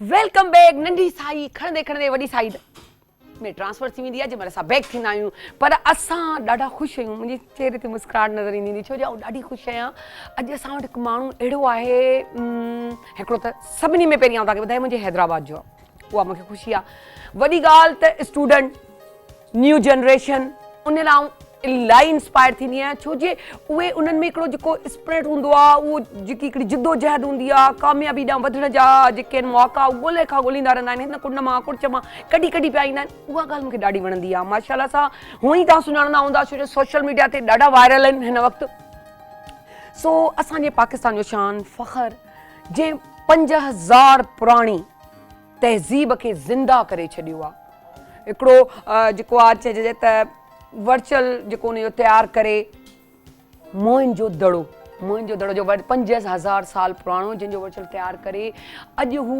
पाकिस्तान जा जेके सिंधी माण्हू या पूरो पाकिस्तान उन तरफ़ मुतवजो करे छॾियो अथई असां लाइ त फ़ख्र जी ॻाल्हि आहे स्पेशली सिंधियुनि लाइ असां फ़ख्र महसूसु कंदा आहियूं जॾहिं असांजा पढ़ियल लिखियल नौजवान इन तरफ़ वधंदा आहिनि ऐं जेकी ॻाल्हि आहे हुनजे बारे में इंट्रो ॾियां पई यकीनन आउं नालो न बि वठां त तव्हांखे हुनजो मूंखां पहिरीं नालो ख़बर हूंदो सो आउं वेलकम थी कयां अरसलान चांडियो अस्सलाम वालेकुम अरसलान कीअं आहियो बिल्कुल ठीक तव्हां ॿुधायो ठीकु आहियो माशाल्लाह माशाल्लाह मूंखे तव्हांजे फेस मां ॾिसी पंहिंजो ॾिसी माशाल्लाह ॾाढा फ्रेश ॾाढा ज़बरदस्त पिया लॻो ॾाढा सुठा पिया लॻो ऐं ख़ुशी पई महसूसु थिए फ़ख्र पियो महसूसु थिए हिकु अहिड़े माण्हूअ खां ॻाल्हाइण लाइ जेको मतिलबु एॾो सुठो कमु करे चुका आहिनि ऐं उनखे सॼी मीडिया बना पुठियां लॻी पई अचो अच्छा हीअ सभु कुझु त थींदो रहे अचानक एतिरो मतिलबु सुठो ख़्यालु इहो कीअं तव्हांखे वेठे वेठे ॾिसो न त सिंध में ईअं आहे जो अणघणियूं तारीख़ी माॻ आहिनि ऐं सिंध सदाइनि खां माण्हुनि जो हिकिड़ो तवजो जो महवर रही आहे शाह भिटाई हुजे लाल कलंदर साईं हुजे या तव्हांजो भंबोर हुजे जिथां चयो थो वञे त इस्लाम जो गेटवे आहे इन हिसाब सां मोहन जो दड़ो दुनिया जे हिकिड़े इंतिहाई अज़ीम तारीख़ी माॻनि में अचे पियो बिल्कुलु त जीअं असांजी पूरी फैमिली जो ताल्लुक़ तारीख़ ऐं तालीम सां आहे मुंहिंजो वालिद साहिबु पढ़ाईंदो रहंदो आहे गवर्नमेंट कॉलेज में आहे प्रिंसिपल त असांजो तारीख़ सां हिकिड़ो सुठो लाॻापो आहे त असां सोचियोसीं त छो न असांजी जेका इंफॉर्मेशन टेक्नोलॉजी आहे उनखे इस्तेमालु कंदे पंहिंजे तारीख़ी माॻनि खे हमेशह जे लाइ डिजिटलाइज़ करे छॾिजे जीअं असां उन्हनि खे पूरी दुनिया में जेके माण्हू हिते कोन था पुॼी सघनि उन्हनि ताईं उन शइ खे रसाई ॾिजे अच्छा उहो इहो इन जो छो जे माशाल्लाह IT एक्सपर्ट त तव्हां आहियो छो जो तॾहिं त एॾो वॾो कारनामो ॾियण जो जी मुंहिंजे ख़्याल सां तव्हां PhD बि पिया गॾो गॾु कयो जी हाणे मां PhD लाइ अप्लाई कयो आहे पंहिंजे इदारे में अच्छा माना स्टार्ट कयो आहे जी ज़बरदस्त सुठी ॻाल्हि आहे वॾी ॻाल्हि आहे ऐं हमेशह पंहिंजे प्रोग्राम में हिकिड़ी ॻाल्हि चवंदी आहियां अॼु बि उहा रिपीट कंदसि मूंखे बार बार अगरि रिपीट करणी पई त आउं डेली बि रिपीट कंदसि ॾींहं में 10 दफ़ा बि करण लाइ तयारु आहियां त जेके असांजा जेके न्यू जनरेशन पॉज़िटिविटी ॾांहुं पढ़ाई ॾांहुं लिखाई ॾांहुं कामयाबी ॾांहुं पई वञे इन खां वधीक कुझु कोन्हे तव्हां ज़िंदगीअ में रोई बि कमु करे सघो था खिली बि करे सघो था त बहितरीनु अमल आहे मुस्कुराहट सां ख़ुशीअ सां कयो ऐं पॉज़िटिव कयो उन पॉज़िटिविटीअ जो नतीजो उहो लाॻापो जेको उन्हनि जे माइटनि जो हो त उन औलाद में ट्रांसफर कयो उन औलाद जो वरी लॻापो ॾिसो केॾे ज़बरदस्त अंदाज़ सां अॼु उहो पीउ बि फ़ख्रु कंदो चवंदा आहिनि न त पहिरीं तव्हां पीउ जे नाले सां सुञाणबा आहियो नंढे हूंदे पर जॾहिं तव्हां वॾा थी वेंदा आहियो को कारनामो ॾेई छॾियो त पीउ जेके आहिनि पुट जे नाले सां सुञाणबा आहिनि ऐं अॼु तव्हांजे पीउ खे फ़ख्रु थींदो हूंदो त उन खां वधीक तव्हांखे थींदो हूंदो त मुंहिंजो पीउ वॾो कंद हीअं करे थो हले त माना आउं अरसलान चांडियो जो पीउ आहियां पर हिन खां वॾी ख़ुशी जी ॻाल्हि कोन्हे जॾहिं औलाद पंहिंजे पीउ खे खुशियूं ॾे ऐं उनजी अखियुनि में रोशनी थिए वॾे उमिरि जी जेको आहे न वॾो सरमायो आहे जी जी बिल्कुलु ईअं ई आहे अच्छा तव्हां ही मॉडल तयारु कयो तव्हां इनखे केतिरो अरसे में मुकमल कयो मूं 2019 में MPhil में एडमिशन वरिती 2019 में कोर्स वर्क कंप्लीट करण खां पोइ असां तक़रीबन 3 साल हिन ते कमु कयो ऐं सेप्टेंबर 30 हिन अगस्त 30 ते असांजी वाइवा कंप्लीट थी त उन हिसाब सां अगरि कैलकुलेट कजे त असांखे टोटल 3.5 इयर्स लॻी विया ऐं 3.5 इयर्स जी 3.5 इयर्स में असां हिन ते कमु कयो ऐं उन खां पोइ असां जीअं ई अगस्त में हिनखे लाइव कयो त सॼी सिंध मां ऐं पाकिस्तान मां असांखे इन शइ जे लाइ सुठी मोट मिली ऐं ॿाहिरनि दुनिया में इन शइ ते पहिरियों ई कमु हली रहियो आहे उहे पंहिंजे माॻनि खे डिजिटलाइज़ करनि पिया वर्चुअली उन्हनि खे प्रिज़र्व करनि पिया त असां सोचियोसीं छो न असां पंहिंजे अहिड़नि माॻनि ते जीअं तव्हां ॾिठो त ॿोॾ आई हिनमहिल इंतिहाई वॾो नुक़सानु थियो आहे उते ऐं इहे नुक़सान पाण रिपेयर कोन करे सघंदासीं ऐं इहे माॻ असां खां ईअं ई विञाइजी वेंदा सही त छो न असां को अहिड़ो कमु कयूं जंहिंसां असांजी ईंदड़ नसलूं इन्हनि शयुनि ते फ़ाइदो खणी सघे, एजुकेशनल पर्पसिस इंतिहाई वधीक असां हिन मां ड्राइव करे सघूं था। त इन करे असांजो सॼो ध्यानु पहिरियों मोहनजो दड़ो ते हुयो, छो त यूनेस्को वर्ल्ड हेरिटेज साइट्स में थो अचे। बिल्कुलु। उनखां पोइ असां हाणे भंभोर ऐं जेको शाहजहान मस्जिद आहे ठठे में असांजो प्रोग्राम आहे त असां उन्हनि ते कमु कयूं। अच्छा, भंभोर जो हिकिड़ो लफ़्ज़ मशहूरु आहे, भंभोर में बाहि लॻी वई, न उन जे बारे में छा अहिड़ो त को कमु कोन्हे न? न गानो ॾाढो मशहूरु आहे, पेरे पवंदी सैं चवंदी सैं रही वञे राति भंभोर में। सो वाकई भंभोर में बाहि कोन्हे ॾियणी, भंभोर खे वधाइणो आहे। सो ॾाढी ज़बरदस्त, ॾाढी ख़ुशी थी। पर उन सां गॾोगॾु असां चाहींदासीं त एॾो सुठो कारनामो, एॾो सुठो कमु, छो जो तव्हां ज़िक्र त ॿुधो पिया, इलाही अहिड़ा माण्हू आहिनि जिन खे न आहे ख़बर, त उन्हनि खे ॿुधाईंदा रहूं, छो जो टोटल सिर्फ़ु सोशल मीडिया ई न आहे। जेसिताईं असांजा हीअ जेके channel specially PTV state channel जेको आहे उहो सभु शौक़ सां था ॾिसनि। सो असां पंहिंजे नाज़रीन खे चाहींदासीं त इन्हनि जो उहो ठहियल पैकेज ॾेखारियूं ताकी उन्हनि खे ख़बर पए त हिननि केॾो वॾो न त कारनामो ॾिनो आहे। त उहो कारनामो पहिरीं ॾिसो था, अचो था ॾिसूं।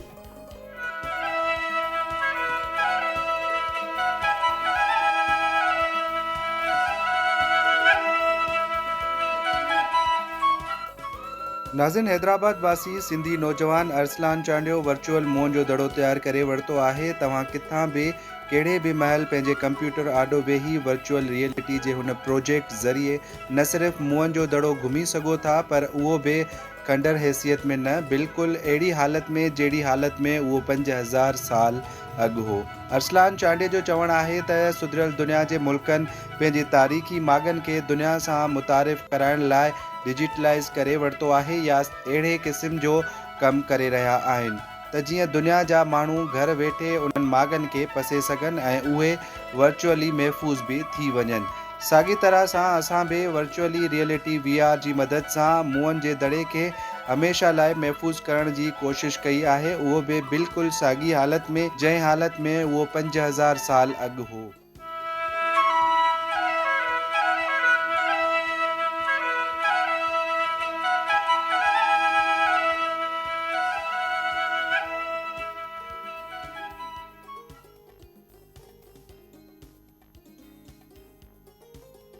ॾाढो मज़ो आयो, ॾाढो सुठो लॻो। ऐं ख़बर अथव मूं कल्ह ॾिठो पिए, मुंहिंजे दिमाग़ में हिकु सुवालु पियो थियो। हींअर बि हिन सां ॻाल्हायो अरसलान सां। अरसलान, मूंखे हिकिड़ी ॻाल्हि ज़हन में आई त असांजा सिंधी माण्हू जेके सादड़ा सबोजड़ा ऐं हमेशह मशहूरु आहिनि, त ॾाढा सादगी पसंदि आहिनि ऐं वॾी ॻाल्हि त महिमान नवाज़नि, पर एॾा सिविलाइज़ हुआ ऐं एॾो सुठो हुनजो रहण सहण जेको मूं हुन में ॾिठो त मूं चयो यार ही त असां खां वधीक सिविलाइज़ हुआ, असां खां वधीक ज़बरदस्त ज़िंदगी पे गुज़ारनि। इन बारे में तव्हां असांखे थोरो ॿुधायो, थोरो गाइड कयो। हाँ, जीअं ईअं आहे जो असांखे जेका ॼाण उतां मिले थी ऐं तारीख़ ॿुधाए थी त अर्बन डेवलपमेंट ऐं सिटी प्लैनिंग इंतिहाई ज़बरदस्त थियल आहे। इते तव्हां ॾिसंदव त हर गली जे ॿाहिरां ओपन ड्रेन सिस्टम ॾिनल आहे। हाँ, बिल्कुलु। त मतिलबु पाणी जो किथे बि ब्लॉकेज थिए त पहिरियों ई ख़बर पइजी वञे त हे रूट कॉज आहे। बिल्कुलु।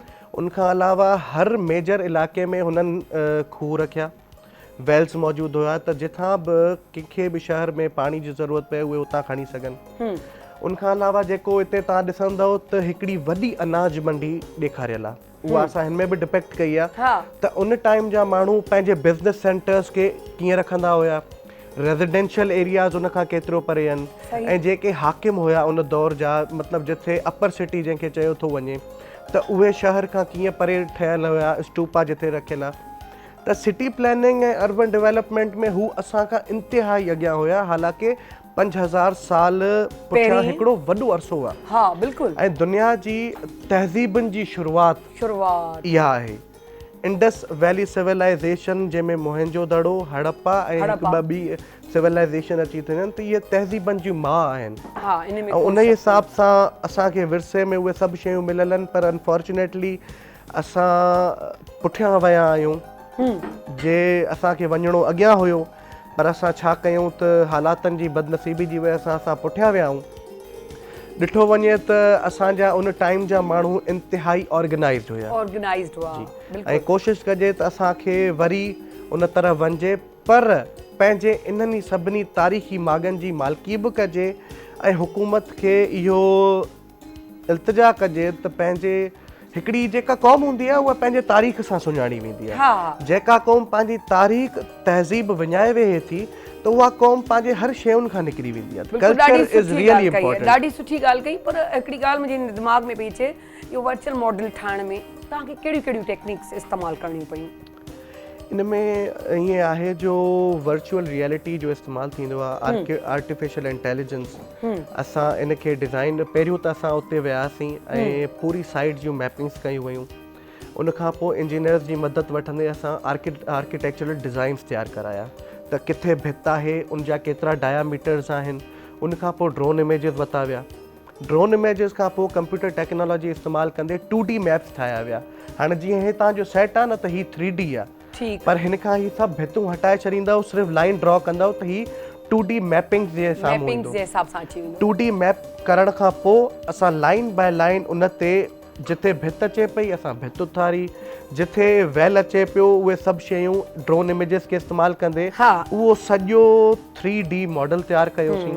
उन खां पोइ अनरियल इंजन हिकिड़ो सॉफ्टवेयर आहे, उन्हनि खे इस्तेमालु कंदे असां हिकिड़ो वर्चुअल वर्ल्ड क्रिएट कयोसीं। उन वर्चुअल वर्ल्ड में हाणे इहा आहे त जॾहिं तव्हां VR ग्लास पाईंदव त उन में तव्हां हिते वेठे ई मोहनजो दड़ो में घुमी सघंदा। ज़बरदस्त, माना हिकिड़े क्लिक जी दूरी ते साम्हूं पियो आहे पंहिंजो कंप्यूटर ऐं तव्हां बस क्लिक कयो ऐं सॼो ॾिसी वठो। जी, सॼो ॾिसी वठो। हाणे उन में जॾहिं असां स्टार्ट कयो होसीं त असां सभिनी खां पहिरियों जेको प्रपोज़ल सबमिट कयो उहो इहो हो त असां हिन रुइंस वारी हालत खे प्रिजर्व कोन कंदासीं, असां डिजिटली रिवाइव कंदासीं। रिवाइव जो मतिलबु इहो आहे त वॉट वॉज वंस देयर, पहिरियों छा हुयो ऐं हाणे छा आहे, ऐं हाणे छा हुया। त इन करे हुते असां ॿई शयूं हिन वीडियो में जीअं तव्हां ॾिसो त कंपेयर कयूं पिया त स्तूपा जी हाणे हालत कीअं आहे जीअं आहे ऐं असांजे रिवाइवल खां पोइ उहो कीअं थो लॻे। ज़बरदस्त, ॾाढी सुठी ॻाल्हि कई अरसलान। अरसलान, खाइण पीअण सां दिलचस्पी आहे, शौक़ीन आहियो या चवंदा आहियो बसि जेको मिली वियो खाई छॾियो? बसि कोशिशि कंदा आहियूं त सुठे खां सुठी शइ मिले, न त पोइ गुज़ारो थी वेंदो आहे। पचाइण जो शौक़ु आहे न, खाइण जो शौक़ु आहे? त पोइ हलो अॼु असां तव्हांखे खाराईंदासीं। असां वटि आबदा आहे, आबदा ॾाढो सुठी कुकिंग कंदी आहे ऐं मॉर्निंग शो में अगरि इहे न हुजनि त पोइ मज़ो नथो अचे, छो जो सुबुह जो खाइण पीअण त लाज़िम आहे। आबदा, वरी छा पिया माना जेको तव्हां ॿुधायो उनजी ॿुधाईंदो, फिलिंग्स कीअं थींदियूं? रेडी थी विया आहिनि बिल्कुलु। ठीकु आहे, इन खां पोइ असां मुंहिंजे ख़्याल सां असां चाहींदासीं न भले आख़िर में था ॾेखारियूं। ठीकु आहे, त तव्हां भले इहो ॿुधायो। चिकन बर्गर्स आहिनि जंहिंमें चिकन जो कीमो तव्हांखे वठिणो आहे, लूणु ऐं कारा मिर्च, दैट्स इट, ॿियो कुझु बि न आहे विझणो। बॉइल करणो आहे उनखे, डडर करे बॉइल बि न आहे करणो। अच्छा, कचो चिकन जो कीमो हुजे, उन में लूणु, कारा मिर्च ऐं थूम। ठीकु, पोइ तव्हां हुनजी पैटी ठाहियो। थूम अदरक जी माना पेस्ट ज़रूरी आहे। ऐं उन खां पोइ बाइंडिंग जे लाइ छड़ो ब्रेड क्रम्स या उहा ई जेको तव्हां चवंदो न सुकल ब्रेड। सुकल ब्रेड घर में बची पवंदियूं आहिनि, सुकल न बची पवंदियूं आहिनि, बिल्कुलु। उनखे सुकाए ऐं पोइ चूरो करे छॾे, ग्राइंड पहिरीं ऐं लास्ट ब्रेड त कोई न खाईंदो आहे न, त बस उन जा तव्हां ब्रेड क्रम्स ठाहियो आराम सां, कलरफुल ब्राउन ब्राउन मिली वेंदा पाण खे। ऐं पोइ एग में कोट करे ब्रेड क्रम्स हणो। अच्छा, इन खां पोइ हे आहे कोल्स्लॉ, जंहिंमें आहे कैबेज ऐं थोरी खंडु, लूणु ऐं अछा मिर्च। ठीकु, हिकिड़ा हूंदा आहिनि कारा मिर्च, ॿियो दखनी मिर्च उर्दू में चइबा आहिनि। अछा मिर्च, कारी मिर्च। उन सां छा थींदो आहे त कोल्स्लॉ जो कलर ख़राब नाहे थींदो। सही। ऐं इन में मां मेयोनीज़ ऐड कयो आहे, लेमन जूस, यानी थोरो खटो थोरो मिठो, ऐं उन सां गॾु हिन में जेको कैबेज आहे, हा, उन जो फ्लेवर आहे। ओनली इन में कोल्स्लॉ ऐड कंदासीं। आबदा, खट्टे मिठे ते यादि आहे ड्रामो तो सरप्राइज, हा, असांजे PTV होम जो खट्टो मिठो ड्रामो, उन्हनि जो बि हिकिड़ो सरप्राइज असां वटि आहे, उहो बि तव्हां सां शेयर कंदासीं। खट्टे मिठे ते यादि अची वियो न, तव्हां मूंखे पाण यादि ॾियारे छॾियो, छा कयां? अच्छा, हाणे कुझु बि न आहे, मां हिन में ओनली ऐड थी कयां हे कोल्स्लॉ, छो त हे जूसी बि आहे, हिन में वेजिटेबल्स बि आहिनि, हिन में मेयोनीज़ बि आहे, हे बर्गर्स खे सॉफ्ट बि कंदी। हिन खां पोइ हिन जे मथां असां ऐड कंदासीं हे पैटी। ठीकु आहे, ऐं तव्हां इनखे बिल्कुलु सर्व कयो, ऐं इहे पैटीज़ ठाहे तव्हां फ्रीज़र में बि रखी सघो था, तमामु बहितरीनु रहंदियूं आहिनि। अगेन ॿारनि जे लंच जे लाइ फौरन कढो ऐं बर्गर तयार वठो ऐं बिल्कुलु रेडी। हे ऐड कयासीं, हिन खां मथे ऐड कंदासीं पैटी। ठीकु आहे, ऐं पोइ हिनखे तव्हां कट लॻाए छॾींदा जेॾी महिल मथां रखंदा, छो जो पोइ खाइण में इज़ी थो रहे, ॿ पीसनि में खाइण में। ज़बरदस्त, ईअं ई आहे।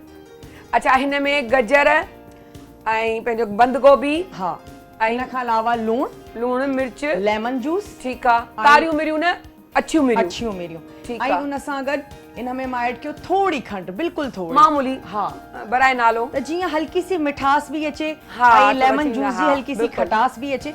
अच्छा, इन जी हिकिड़ी टिप इहा ॿुधायां त कैबेज जॾहिं असां घर में कटींदा आहियूं त केॾी बि कोशिशि कयूं असांजी जेके घर में भेनर हा, आहिनि नथी बारीक थियनि। न थींदी आहे न, त जेको सन्ही कोन पीलर आहे कटिजे। न पीलर हा उन सां तव्हां कैबेज खे कट कयो वाओ त कैबेज एॾी सन्ही एॾी ईअं ज़बरदस्त ईअं करे।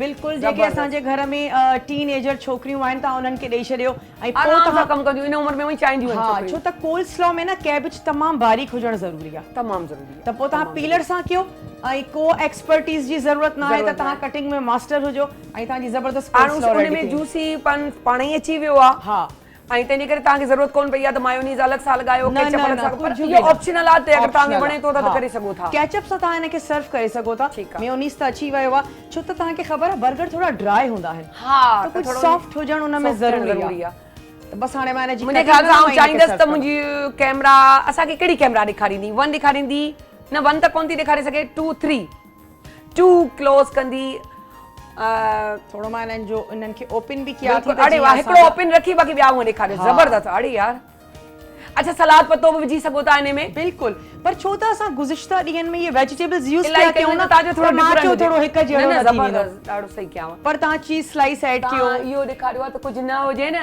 त हा। कुझु बि थी सघे थो नाश्तो बि बिल्कुल बिल्कुल लंच बॉक्स बि शाम जी चांहि ते बि ऐं तव्हांखे ख़बर आहे एप्पल उहो फ्रूट आहे जेको तमामु फ़ाइदेमंद आहे हा। पर खोड़ सारनि माण्हुनि जे मुंहं मां तव्हां इहो ॿुधंदव सभु फ्रूट्स पसंदि अच्छा, एप्पल न आहे ई पसंदि एप्पल जो त असांखे तव्हांजे जेके डोनर्स जेके एप्पल डोनर्स यार अजीब ॻाल्हि आहे मतिलबु फ्रूट खे हिन सां मिलाए करे ज़बरदस्त कसम थोरो हथ में खणी थोरो मथे करे ॾेखारिजो त असांजा जेको आहे व्यूअर्स ॾिसनि त कीअं थो थिए थोरो हेठि कयो असांजा हा अड़े वाह यार ज़बरदस्त कलरफुल आहिनि इनजे सभिनि मां हिकिड़ो हिकिड़ो पीस मुंहिंजे लाइ अलॻि करे छॾे यार बिल्कुल, बिल्कुल, done ॾिस थी थोरो वियो। ज़रूरी आहे दोस्ती वोस्ती निभाए यार बिल्कुल बिल्कुल भेण पी चवंदा आहिनि न त मुंहिंजी भेण ई त यार थोरो असां तव्हां ॾिसो ॾिसो कहिड़ा ज़बरदस्त कलरफुल आहिनि दिलि चए पई न थोरो चखिजे है न चखणु ज़रूरी हूंदो आहे बसि सही आहे महिमान आहिनि आऊं आहियां असां मिली जुली खाईंदासीं नाज़रीन इहो त हलंदो रहंदो पर अरसलान खां बि असां कचहरी कंदा रहूं ॻाल्हियूं कंदा रहूं जेसिताईं असांजी नया महिमान हुजनि हाणे हेतिरो मतिलबु जंहिं तरीक़े सां तव्हां माशाल्लाह पढ़िया आहियो लिखिया आहियो उन खां पोइ जंहिं तरीक़े सां कम में लॻा पियो ऐं टच में पियो कंहिं न कंहिं उन में उहो त लागो PhD करणु आसान कोन्हे उन लाइ सोचणु ऐं वरी उॾा वञणु उन कमु शुरू थिए पर उन दौरान जेको टाइम फारिग बचे थो उन में छा कंदा आहियो उन में असां हाली फ़िलहाल त फ्लड अफेक्टीज़ जो लॻा पिया आहियूं वाहर करण में असां कोशिशि पिया कयूं त कंबर ज़िलो वधीक जेको हेठि थियो आहे हा ऐं केन शाह जेको टोटली डाउन थी वियो आहे ठीकु आहे। त मुख़्तलिफ़ माण्हुनि खे हैदराबाद शिफ्ट करायूं पिया कराची शिफ्ट करायूं हा। पिया गवर्नमेंट असांखे इहो कयो आहे जो सोशल schools वर्कर आहिनि- बि आहियो तव्हां जी। मुंहिंजे ख़्याल सां उन ते बि कमु कयो पिया फंड बि पिया जमा कयो उन्हनि ताईं पहुचायो पिया शयूं इन बारे में थोरो ॿुधायो हा त असां कोशिशि कयूं पिया त रिहेबिलिटेशन जो प्रोसेस थिए ठीकु आहे। असांखे गवर्नमेंट कॉलेजिस ऐं स्कूल्स हिते हैदराबाद में अलॉट करे ॾिना आहिनि त असां उन्हनि में शिफ्ट करायूं पिया माण्हू कंबर ज़िले जा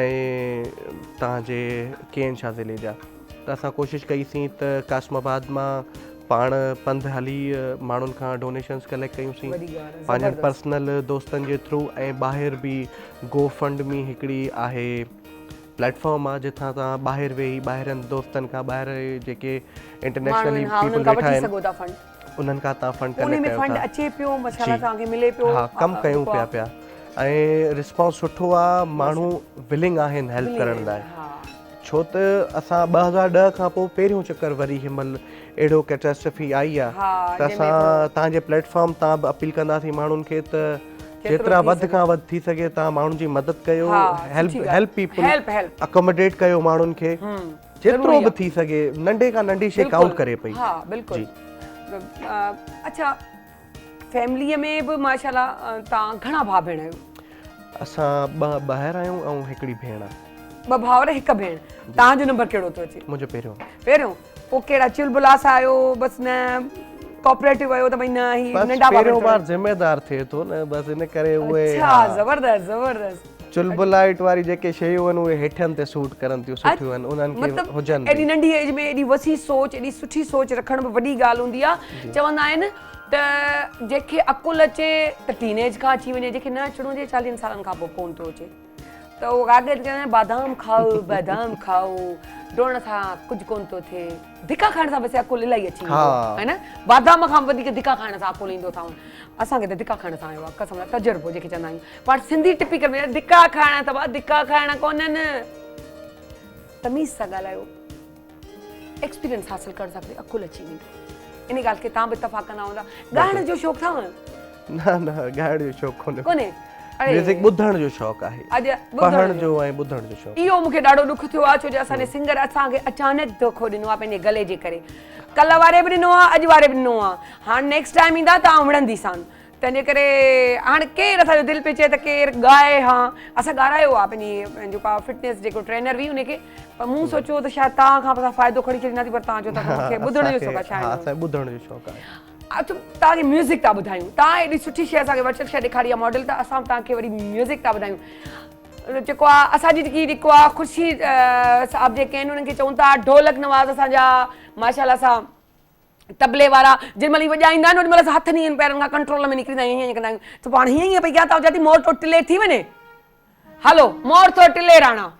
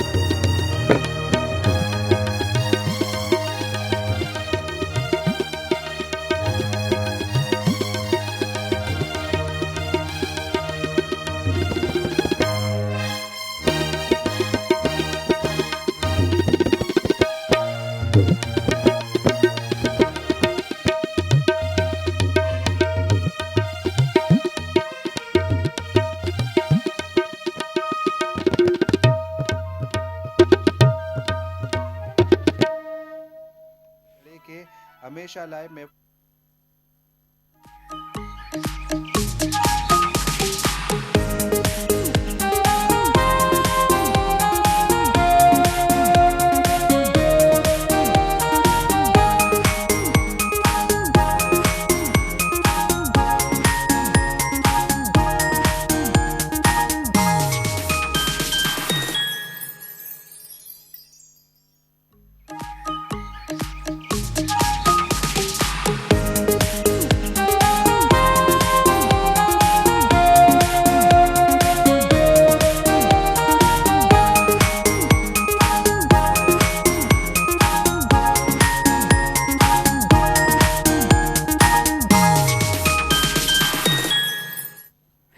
वेलकम बैक। असांजे प्रोमो में ॾाढी सुठी म्यूज़िक लॻल हूंदी आहे, तॾहिं करे आउं पई हुन ते झूमजंदी आहियां। मूंखे आदत आहे झूमण जी, मूंखे झूमे बग़ैर वेठो ई कोन थींदो आहे। सो झूमण ते यादि आयो हींअर आउं ॾाढी हिकिड़ो त असां वटि एॾो ज़बरदस्त अरसलान चांडियो साहब वेठा आहिनि, पर असांजे अॼु जी जनरेशन जंहिंजी मूंखे ॾाढी उहे बि ख़ुशी ॾाढी थींदी आहे, जशन वधे पई। पर उन सां गॾोगॾु असां वटि हिकिड़ी नई महिमान मूं ते ॻाल्हि पई हुन महिल थी न, खट्टा ऐं मिठा, त खट्टो मिठो बि असां हिननि खे खाराईंदासीं ऐं खटी मिठियूं ॻाल्हियूं बि कंदासीं ऐं मज़ेदार चटपटियूं ॻाल्हियूं थींदियूं जेके पाण खट्टो मिठो चवंदा आहियूं। सो असां वेलकम, जेकी ॾाढी मॉडल आहे, ॾाढी प्यारी मॉडल आहे, उन खां पोइ सुठी एक्ट्रेस आहे, PTV होम जे खट्टा मिठा में अचे पई, मुंहिंजी प्यारी ॾाढी सुठी सलाम दुआ वारी दोस्त आहे।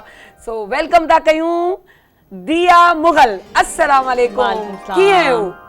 अल्हम्दुलिल्लाह बिल्कुल ठीक ठाक, आप कैसी हैं? अल्लाह जो शुक्र आहे, फर्स्ट क्लास, ज़बरदस्त।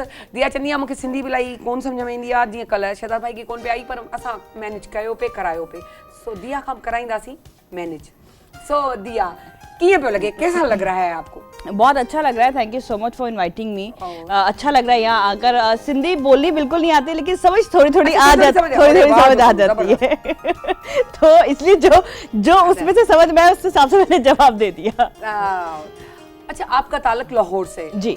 और फिर आप ये काम के सिलसिले में, क्योंकि सारी इंडस्ट्री हमारी कराची के अंदर है, सारे चैनल्स यहीं पे हैं, फिर आप शिफ्ट हो गई यहाँ, तो फैमिली वहीं पर ही है? फैमिली वहीं पे है, आना जाना रहता है फैमिली का, लेकिन वो यहाँ रह नहीं सकते बिकॉज वो लाहौरी है और ये कराची वाले हैं, और मैं और तुम जो बीच वाले हो गए कि कभी यहाँ कभी वहाँ, क्योंकि वहाँ यहाँ पे अपार्टमेंट्स का कॉन्सेप्ट है, वहाँ घरों का कॉन्सेप्ट है, तो उनको बहुत रहने में प्रॉब्लम होती है। कराची में ही अपना अपार्टमेंट है, लेकिन हैदराबाद में यकीन करो सारे घर होते हैं और बड़ा मजा आता है। हाँ, वहाँ मेरा विजिट हुआ, वहाँ पे है, हाँ वहाँ पे कॉन्सेप्ट डिफरेंट है। अच्छा, इस फील्ड में कैसे आना हुआ? ये प्लान कहीं नहीं था मेरा, सिर्फ एक शूट किया था थीसिस के लिए, तो वो दैट गॉट सिलेक्टेड, वो शूट सिलेक्ट हो गया, तो उसके बाद अच्छी ऑफर आना शुरू हुई, एक शूट किया, अच्छे पैसे मिलना शुरू हुए। पैसे सबको चाहिए, पैसे कौन छोड़ता है? और आपको छोटी एज में अगर आपको अपने पैसे मिलना शुरू हो जाते हैं तो वो एक इंडिपेंडेंस आ जाती है, आप बहुत जरूरी है। तो वो अच्छा लगा। बंदे में अपना होना चाहिए, वो इसी चीजों से आता है। एक चीज और भी हमें पता चली है कि आपकी शादी सिंधियों में खट्टा मीठा में, सच में नहीं, मैंने डरा दिया ना मैंने डरा दिया मैंने कहा मुझे नहीं पता चला, मेरी शादी नहीं हो गई। मैंने कहा थोड़ा इस तरीके से बात करूं, थोड़ा ये हो जाए, मेरी तो शादी नहीं है, कहाँ से मेरी शादी करवा दी? समझ नहीं आती मुझे सिंधी से। तो उसमें कैसे मैनेज करती है? मजा आता है? मजा आता है, यस। वो शायद वो बोलते रहते हैं सारा दिन सेट पे, तो इसीलिए थोड़ी थोड़ी समझ आना शुरू हो गई है मुझे। नहीं, वो अभी भी आए थे अयाज भाई, बड़ा मजा, बड़ा एंजॉय किया हम लोगों ने, और उनके साथ तो ये कि फिर भी ना करके भी बहुत सारी सिंधी समझ रहे थे। अच्छा, मुझे समझे मैंने थी, मुझे नहीं आ रही समझ आ रही है। नहीं, मुझे बहुत कम कैसा एक्सपीरियंस है? खट्टा मीठा का मजा आता है? मेरा कॉमेडी फर्स्ट एक्सपीरियंस है और लिटरली मुझे बहुत मजा आ रहा है करने का। ऑल्दो मेरी एनर्जी थोड़ी ज्यादा जाती है उसमें, क्योंकि नॉर्मल कैरेक्टर्स में आपके पास मार्जिन होता है, आपका पिच थोड़ा स्लो होता है, आप इतना एक्टिव नहीं होते। इसमें बहुत एक्टिव रहना पड़ता है और कट टू कट आपकी लाइंस आपको देनी होती हैं, तो एनर्जी और प्रेशर थोड़ा ज्यादा है। एक चीज मैं आपसे जरूर पूछूंगी कि एक प्राइवेट चैनल्स हैं और एक हमारे, एक मुझे लग रहा है call, sure. Hello hello hello, line drop थी भैया, म्यूजिक मैंने आवाज आई पे, क्लियर कौन पे थे, और प्राइवेट चैनल्स भी हैं। मैं ये पूछना चाह रही हूँ कि आप अभी अपना स्टेट के चैनल पे भी कर रही हैं ड्रामा, प्राइवेट पे भी कर चुकी हैं, क्या डिफरेंस महसूस हुआ काम करने में? डिफरेंस तो एज सच मुझे नहीं लगता कि अगर if I am doing my job, मैं अपना काम बिल्कुल सही कर रही हूँ, तो मेरे लिए तो हर प्लेटफॉर्म एक जैसा ही है। मतलब चेंजिंग आपको कोई नहीं सुना, मुझे ऐसा कोई चेंज फील नहीं हुआ। हाँ, ये कि इसका प्लेटफॉर्म ज्यादा बड़ा है, मैं यही पूछना चाह रही थी असल में, बड़ी है, क्योंकि हम कितने भी बड़े हो जाएं, लेकिन हमारे लिए पीटीवी और पाकिस्तान टेलीविजन एक वो ट्रेन दर्जगाह है जहाँ से हमारे ट्रेनर निकलते हैं, तो उनके बाद उनके मुंह पर सिर्फ अगर लफ्ज हो कि मैं ये पीटीवी से आए तो बात खत्म हो जाती है, के बाद इसको ले लो। हाँ, so, आपकी हो जाता है भी होती है ना एक्चुअली। हाँ, तो और प्राइवेट से आते हैं तो फिर उनसे कहना पड़ता है कि आपको जो है ऑडिशन देना पड़ेगा, ये चीज बड़ा फर्क है, तो उसका बड़ा। इस फील्ड में कहते हैं कि दोस्ती ना रखी जाए, क्योंकि अमूमन ट्रस्ट नहीं होता। आपने कोई दोस्त बनाई यहाँ पर? नहीं, मेरी बिल्कुल मेरे अच्छे, क्योंकि दोस्ती के बगैर हम नहीं चल सकते, और स्पेशली मुझ जैसे और भी बहुत से लोग हैं जो अपने काम के लिए अपना यहाँ बैठे हैं कराची में, अपना घर अपना शहर छोड़ के, तो हमारे जो दोस्त अहबाब है वही हमारी फैमिली है यहाँ पर, तो हमारे लिए तो और भी ज्यादा जरूरी है। क्या नाम है बताना चाहेंगी आप अपनी बेस्ट फ्रेंड का नाम? मेरी सबा से बहुत अच्छी दोस्ती है, मेरे साथ प्रोजेक्ट में है, शी इज वेरी नाइस, तो मेरी उसके अलावा भी मेरे बहुत से लोगों से अच्छी दोस्ती है। हाँ, जो आप जो बात करिए प्रोफेशनली, वो एक लाइन जरूर आ जाती है somehow, which is very natural. वो मुझे लगता है कि वो काम का, प्रोफेशन का, उसका पर्सनल कुछ नहीं। इतनी अच्छी बातें, इतनी मीठी मीठी बातें कर रही हैं, खट्टा मीठा की मीठी मीठी बातें, तो फिर खट्टा मीठी चाय की भी, खट्टा मीठा तो नहीं कहेंगे लेकिन चीनी थोड़ी डाली थी तो इसलिए उसमें खट्टा मीठा हमने कह दिया। तो हम कहेंगे कि आपदा को कि वो जो बना के आई है खाने पीने से दिलचस्पी है? यस यस यस, मैं कोई डाइट नहीं करती, बिल्कुल भी कोई डाइट नहीं करती मैं। खाण खपे तू एडी सनड़िया it's god gifted, it's god gifted. एडी फिट फाट जबरदस्त लगी पई यार। एड़ा मानू जबरदस्त हुंदा आहिनि जेको चाइन खाई वठनि किथे न लगे। असां बगिरा खाईंदा आहियूं त चवंदा आहियूं बा एक्सरसाइज असां मां तयार रही मूंखे कराइणी अथई, न त मोटी थी पई आहियां। सो आपदा के चवंदा थी अचो, आपदा बहुत जबरदस्त खाना बनाती हैं, बहुत। और हमारे हाँ चले आज आप खा के बताइएगा। और Sure. मीठा तो ये है हमारा, इसमें बहुत हल्की सी खटास है तो आप खा सकती हैं। हाँ। Thank और you आपको so पता है ये much, डोनट्स thank क्या you. है? ये डोनट्स नहीं है, ये एप्पल पे बने हुए डोनट्स हैं। Oh it's lovely lovely. इसको एप्पल डोनट्स कहा जाता है। Definitely. बच्चों के लिए, हम बड़ों के लिए भी, हम भी बच्चे हैं, हम भी बच्चे हैं। अंदर एक छोटा बच्चा हमेशा रहता है, वो बचपन में भी चाहिए, बचपन रहता है। हाँ, वो रहना भी चाहिए, वही आपको लाइवली रखता है। अच्छा, ये मैं टेस्ट तो करवाऊंगी लेकिन मैं आपको तारुफ भी करवा दूं। हमारे एसएम का बहुत बड़ा नाम कह सकते हैं, क्योंकि जो इन्होंने काम किया है, जिस वर्चुअल मॉडल पे इन्होंने काम किया है, आईटी के एक्सपर्ट लगे। मोहनजोदड़ो जो 5000 साल पहले, मतलब उसको आप स्क्रीन पे ले आए कि आपके एक उंगली के बटन पर एक क्लिक किया और आपने अपने बच्चों को दिखा लिया, फैमिली को दिखा लिया, खुद देख लिया। चाहे दुनिया से मतलब दुनिया से बाहर तो नहीं हो सकता, सॉरी, लाइव में ये थींदो आहे जिंदगी दुनिया में कहीं भी, दुनिया में कहीं भी किथे भी के कुंड में के कुर्च में डे पर डे हर जगह ते इजीली ता ॾिसी सघो था पंहिंजे सिंध वासियुनि लाइ स्पेशली हिकिड़ो सरप्राइज है, खुशी आहे।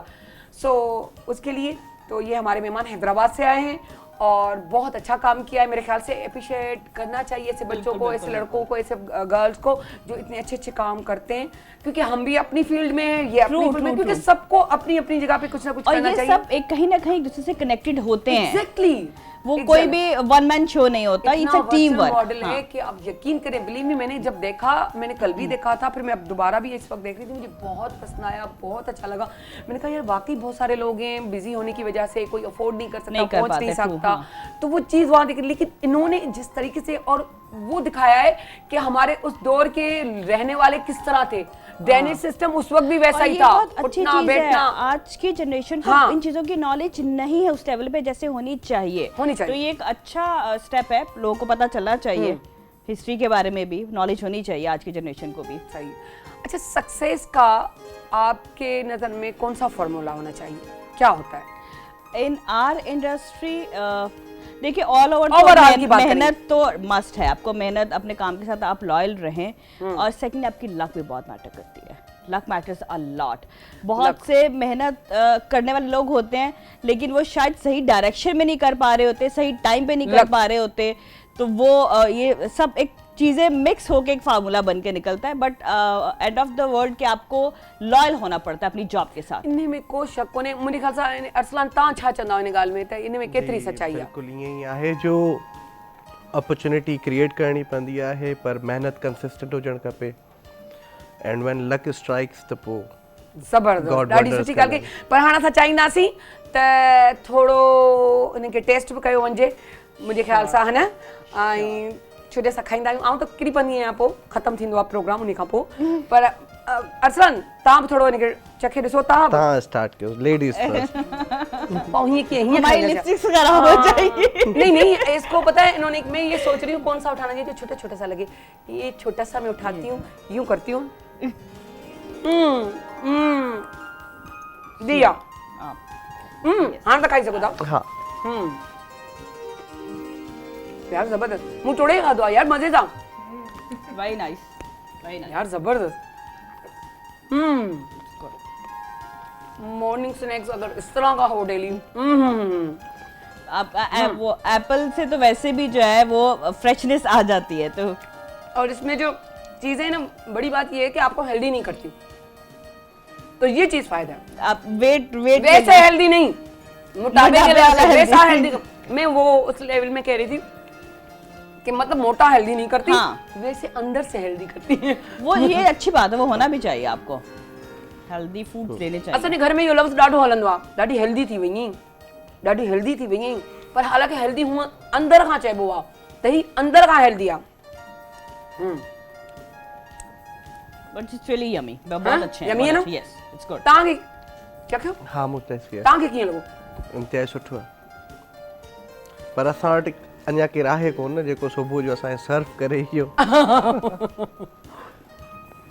माना पोइ अरसलान लाइ हाणे कुंवार ॻोल्हणी पवंदी जेकी हुनखे तयारु करे चए साईं खाईंदा रहो ऐं पाणी जो गिलास जलेबी ॾिजे, अरसलान मानी पियो खाए साईं पाणी जो गिलास। पाण सुबुह खां डेली एतिरी महिनत पुॼंदी कोन ऐं पड़ाको ॿार ते त चुप कोन थी पुॼे। बिल्कुलु ॾाढी सुठी ॻाल्हि आहे। पंहिंजो केरु आहे असांखे अगरि टिशू ॾेई वञे, बिल्कुलु, हा हा, महिरबानी महिरबानी, थैंक यू। बिल्कुल। सो ॾाढो मज़ो आयो, सच ॿुधायांव। हाणे त दिलि चए थी त प्रोग्राम हूअं कोन चवंदी आहियां त ख़तमु थिए, हाणे चवंदी जल्दी थिए त इहे सभु इन खां पहिरीं जो केरु जाम खाई वञे। सो बहरहाल ॾाढो मज़ो आयो। आबदा ॾाढी सुठी शइ कसम सां, ऐं आबदा खे ऑफ स्क्रीन बि चई चुकी आहियां त तव्हांजे हथ में माशाल्लाह ॾाढो टेस्ट आहे। ऐं मुंहिंजे लाइ त चयो वञिबो आहे त तूं त कंहिंजी तारीफ़ कंदी कोन्हे खाधे पीते में, छो जा जॾहिं आऊं कुकिंग में हथ सां थी कयां शायदि उन करे, पर वाकई आबदा रियली ॾाढो सुठो आहे। तव्हां बि पंहिंजो चयो दिया जी जी, कुकिंग कंदा आहियो? कुकिंग, हाँ कुकिंग आती है। हाँ, पोइ कहिड़ा सुठा आहियो, नॉर्मल आहियो या बस गुज़ारे लाइक? नहीं नॉर्मल, सही आहे, गुज़ारे लाइक आहियो न, सही अहिड़ो हुजणु खपे। मेकअप जे गुज़ारे लाइक, कपिड़ा ठाहे पाइण जे गुज़ारे लाइक, मानी ठाहिण जे लाइक, इहो औरत लाइ ज़रूरी आहे। त माना आऊं अगरि अचानक तुंहिंजे घर अची वञा, यस यस यस, कोई इशू नहीं। समझे पई न छोकरी, मुझे कोई मसला नहीं होता, मुझे खट्टा मीठा वॾो असर करे छॾियो आहे तो समझ में अचे वियो। सो माना आऊं आराम सां अची सघां थी, माना मूंखे ॿियो कुझु न, बुख कोन मरंदसि। नहीं नहीं, अहिड़ो मूंखे मिड़ाई छॾी दीदी आहे जो खाई पई अची वञा। दिया को अहिड़ो फीमेल बि मेल बि मूंखे ॿई ॿुधायो जंहिंसां तव्हांजी दिलि चवंदी हुजे त आऊं कमु कयां? किसके साथ काम करने का दिल चाहता है? दिल चाहे तो, चाहे मर्द हुजे चाहे औरत हुजे, मेल फीमेल दोनों में से। मुझे मारिया वास्ती जी के साथ काम करने का शौक था और मैंने किया उनके साथ, मेरा बहुत अच्छा एक्सपीरियंस रहा। और मेल्स में मुझे नुमान अजद से काम करने का यार मुझे नाला वठी छॾिया नोमी भाई, वाह वाह वाह वाह, जबरदस्त। बाकी इहो आहे जो नोमी भाई ईंदो न, उनके साथ नोमी भाई अगरि तव्हांखे केरु ॿुधाए पियो त पीटीवी नेशनल ते शो पियो थिए, छो जो कल्ह मूंखे नाज़िया मिली ऐं नाज़िया मूंखे चयो, मुंहिंजो यार तोखे पंहिंजे शो में छॾींदी, त मूंखे लफ़्ज़ चई वो तूं पई करी आहे शो। मुंहिंजो माना ओसि ताईं बि ॻाल्हि पहुची वई आहे, मतिलबु असांजी उर्दू मीडिया में बि माशाल्लाह ॾाढो नालो पियो हले, ॾाढा असां ख़ुशि आहियूं, ॾाढो ख़ुशी पई महसूसु थिए त जेको आहे असांखे सभु असांजी ॻाल्हियूं असांजे प्रोग्राम खे शेयर पियो कयो वञे। सो नोमी भाई यकीनन तव्हां ताईं बि ॻाल्हि पहुचंदी, ऐं तव्हांखे ज़रूरु सां ॾींदीसि, छो जो कोयटा में इलाही मुलाक़ात थी आहे, हिते कोन थी आहे। ऐं नोमी भाई ईंदो। नोमी भाई बहुत अच्छे इंसान हैं, ब्रिलियंट एक्टर और नो डाउट इज वेरी नाइस। अल्लाह साईं उनकी जेकी अदा ॾिनी आहे न, चवंदा आहिनि हुस्न, मर्दनि जो हुस्न जेको चइजे, हिकिड़ो वहीद मुराद साहब हूंदा, उन्हनि जो नालो हूंदो त चॉकलेटी हीरो। ऐं चवंदी आहियां हिन जो चॉकलेटी हीरो जेको आहे न, अञा ताईं के टक्कर ते कोन आयो अथसि। छोकरनि खे बि मारियो वेठो आहे। तो वाकई अल्लाह साईं न केॾे म्यूज़िक सां केतिरी दिलचस्पी आहे? म्यूजिक से सुनने की हद तक, मतलब कोई खास मुझे वो नहीं होता। मतलब मेरा वो वाला वो नहीं है कि हर वक्त बैकग्राउंड में म्यूजिक चलना चाहिए, ऐसा वो नहीं है। असांजी अलाए लाइन ने मसलो आवाज़ हेलो वॼे थो फोन ऐं वरी कट थी थो वञे, ख़बर कोन थी पए, ऐं असांखे ॾाढी पोइ बेचैनी थी वेंदी आहे त ॻाल्हाइजे। ऐं पंहिंजो अच्छा पाण ॻाइण जो शौक़ु कोन्हे, गुनगुनाइण का या नहीं सच नहीं। किते के जो है ना रूह की ग़िज़ा है म्यूजिक, म्यूजिक सुनना चाहिए। अच्छा म्यूजिक तो रिलैक्स करता है आपको, नो डाउट, लेकिन मैं अगर कभी म्यूजिक अगर सुनती हूँ तो वो मेरा 80s वाला म्यूजिक हो रहा होता है, लेकिन वो सिर्फ सुनने की हद तक। मुझे कभी इंटरेस्ट नहीं रहा उसमें। वो अॼु ताईं माण्हुनि जे दिमाग़ में नक्श आहिनि, छो जो अॼुकल्ह जा गाना आहिनि त मूं वॻो वरितो, मूं वॻो छॾियो, मूं सैंडल रखियो, त मूं गंदी वती हुई। सो उन टाइप जा तूं पंहिंजे घर पई वञी, ऐं अचां पियो तूं वञी पई, ओहो आउं बची वेंदुसि। सो ईअं करे पोइ म्यूज़िक ठहियो वञे, ऐं पोइ पाण ई राइटर, पाण ई ॻाइण वारा, पाण ई कंपोज़र, पोइ असांजा वीचारा हुजनि, पोइ असां त माना बटोरी पढ़िया आहियूं अलाए छा। सो बहरहाल शूट के दौरान कोई अड़ो वाक्यो, कोई शूटिंग के दौरान ऐसा वाक्या जो अभी तक जहन नशी हो गया हो कि भाई हाँ यार ये हुआ था, अच्छा हुआ था, नहीं बहुत बुरा हुआ था, कुछ भी ऐसा? नहीं, ऐसा कुछ होता तो फौरन से माइंड में वो चीज आ जाती है। कुछ भी ऐसा नहीं, सब कुछ अच्छा होता है, अच्छा नॉर्मल चल रही है लाइफ। हाँ, बस शूट कभी लेट बैकअप होता है तो उसमें थोड़ा हो जाता है। अदरवाइज उठने वाली हैं कि कहती कि नहीं लेट कम रहे हूँ, देर से सोऊं, देर से नहीं, सिर्फ शूट की वजह से अर्ली उठती हूँ, अदरवाइज नहीं। उसमें थोड़ा लेट, लेकिन नॉट के शाम में उठने वाला, मतलब 11, 11:30, 12 तक। ये नॉर्मली वो दोपहर के जोहर के बाद या असर के बाद तक वाला वो नहीं है। अच्छा, कभी ये होता है हम इस फील्ड में आए तो सुनना तो पड़ता है, कभी कोई गलत, ये नहीं कि हर बार अच्छा ही सुने, गलत भी सुना जाता है। तो उसके बारे में मुझे बताएं कि अगर कुछ ऐसी वैसी गलत बात सुन ली जाती है तो फिर क्या रिएक्शन होता है, क्या फील करती हैं? गॉसिप से स्पेशली जरूरी नहीं है कि आप हर चीज पे रिएक्शन दें, कि अगर आपने कोई ऐसी चीज सुन भी ली है या आपसे किसी ने आपसे कोई ऐसी बात कर भी दी है, अगर मुझसे किसी ने किसी के बारे में कोई बात की है तो उसने तो मुझसे कर दी, मैं आगे जाके कन्वे क्यों करूं? जबरदस्त। मैं वो उसको वो बात बताकर क्यों उसको तकलीफ दूं? तकलीफ वीडियो होता हूं निकाल के प्रमोट पे कयो ना, बुधाए करे प्रमोट पे उसने तो बताना खत्म कर दिया, मैं वो तेल ले जाके क्यों मारूं उसको? हां, सच्ची गाल है, बिल्कुल गाड़ी सच्ची गाल। जरूरी नहीं है कि रिएक्शन दिया जाए, सामने वाले ने शायद अपना दिल हल्का करने के लिए बात की, मैंने सुन ली, बात वहीं खत्म कर दी, अगर उन्हें आगे इग्नोर करे छे तो भाई ठीक है। कभी-कभी जरूरी नहीं नेगेटिव, पॉजिटिव चीजें भी होती हैं, वो आप आगे बताते हैं ताकि उनका हौसला और बढ़े, वो और अच्छे काम करें। एक बात कहते हैं, हमने एक ट्रेनिंग भी की थी कि आप एक जुमला बोलें, जैसे अभी ये कोई भी जुमला कह दिया कि यार ये बस ठीक है कर लेती है, यूं कह दिया, अब वो 11 बंदों को खड़ा करें और एक दूसरे के कान में बताते जाए, वो एंड पे कुछ और ही निकल रहा होता है, एंड पे कुछ और निकल रहा होता है, वो इतना नेगेटिव हो जाता है कि यूं लगता है कि बस छुरी उठाओ और सामने वाले के ऐसा ही है, गला काट दो कि भाई ये इस तरह क्यों कहा उसने। तो अगर लेकिन क्योंकि हमारा मजहब भी हमें यही कहता है कि आप जो भी कहता है कहने दो, उससे कोई जरूरी नहीं आप रिएक्शन दें। इवन अगर मेरे बारे में भी कोई बात हो रही है काम से रिलेटेड तो जरूरी थोड़ी के रिएक्शन दिया जाए, हर चीज का रिएक्शन जरूरी नहीं होता, खामोशी से बैठ के मजा देखा जाए, को छोड़ देना चाहिए, लेट गो कर देना चाहिए। कैसा लगा यहाँ आकर? मुझे बहुत अच्छा लगा, और मैं इतना ज्यादा नहीं बोलती हूँ, थैंक यू, मैंने बुलवा दिया। यस ये मेरी बड़ी गंदी अच्छी क्वालिटी है। मेरे पास हमारे एक बहुत अच्छे सिंगर आए थे, वो भी ये कहते थे कि मैं जो है मॉर्निंग शो में नहीं जाता पर्सन एज सच, बट ये कि मुझे मजा आया बात करने में, बात करने में मजा आता है तो बात से बात खुद ही निकलती है। एग्जैक्टली, इहो तो बड़ी होस्ट जो कम होंदा तो थोड़ा कढी वठे। सो असा चाहींदासी त ता वरी बचो, वरी भी बोला सॾाईंदासीं। ऐं अरसलान त उहो ई असांजे हाणे सिंध जो सरमायो थी चुका आहिनि ऐं कैप्चर थी चुका आहिनि। सो उन लाइ पार्ट टाइम मुंहिंजी सैलिन बि पई चए त आउं पाण बि वञी पंहिंजे हिन भाउ लाइ कुंवार ॻोल्हींदसि। सो छो जो असांखे हिन जे खाइण जी ॾाढो टेंशन थी पियो ऐं उनजी अम्मा साहिबु ॻाल्हाईंदा थी त आंटी लॻे थो तव्हां कुझु कोन था ॾियो खारायो, हाणे कुझु ॻोल्हियो, का सुठी का सुघड़ छोकिरी ॻोल्हियो जेके असां चऊं वरी असां बि शादी वादीअ में अचूं घुमूं फिरूं कीअं मज़ो ईंदो है न, ठीकु आहे न, है न अब्दा? बिल्कुलु हलंदो न, बिल्कुलु असलान असांखे यादि कजो।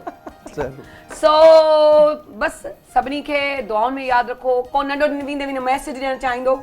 जल्दी जल्दी सबसे प्यार करें, प्यार से पेश आए और सबके लिए अच्छा सोचें, आपके लिए भी अच्छा, पॉजिटिविटी जबरदस्त, ॾाढो सुठो। तव्हां छा चवंदो अरसलान? मां हिन सूरत हाल मुताबिक़ इहो चवंदुमि त सिंध जी मदद कई वञे ऐं ॾाढो हिकिड़ो डिज़ास्टर थियो आहे ऐं कोशिशि कई वञे त असां सभई मिली करे इन्हनि सभिनी ॿोॾ सतल माण्हुनि जी मदद कयूं। Thank U. आपदा अॼु त तव्हां असांखे मौक़ो मिली वियो आहे, इजलास कोन आयो पाण ॾेई सघूं था मैसेज। बस मां बि अदे जी ॻाल्हि खे कंटिन्यू कंदमि ऐं नाज़िया बि बिल्कुलु सही चयो त वाक़ई सिंध खे ज़रूरत आहे, ज़रूरु कॉन्ट्रीब्यूट कयो ऐं इहो बि हिकिड़ो प्यार ॾियणु ऐं प्यार वधाइण ई आहे न पंहिंजी क़ौम सां गॾु। ॿई मैसेजिस खे मां मिलाए करे चई छॾियो आहे। ठीकु, वेंदे वेंदे आउं इहो ई चवंदसि जेके हिन जूं ॻाल्हियूं उहे मुंहिंजियूं बि ॻाल्हियूं। वेंदे वेंदे हिकिड़ो ॿियो लफ़्ज़ त वण पोखियो, वण तमामु ज़रूरी आहिनि, गैलरियुनि में रखो, अगरि अङण कोन्हनि को मसइलो कोन्हे, सिर्फ़ु पंहिंजी सोच खे चेंज कंदा थी त सभु कुझु थी थो वञे। उन खां वॾी ॻाल्हि इहा त हर ॻाल्हि ते रिएक्शन न ॾियो, पंहिंजो एहतिसाब कयो। सुबुह जो जेको निकिरो था, शाम जो अचो सोचो, लिखो न सोचो मूं किथे ग़लती कई, कंहिं मूंसां छा ॻाल्हायो, मूं हुनखे जवाबु छा ॾिनो। तव्हांखे डिलीवर उहो करिणो आहे जेको तव्हांजो अंदरि आहे। तंहिं करे सोचो, जॾहिं कंहिंखे गिफ्ट ॾींदा आहिनि न त पंहिंजे हिसाब सां कबो आहे, त असां सुठी शइ ॾियूं वणूं त उहे करणु खपे। टाइम बिल्कुलु कोन्हे, सो सायरा अली ख़ान खे इजाज़त ॾिजो। सूमर खां जुमेराती वरी मिलंदासीं, मथे हफ़्ते 9 वॻे।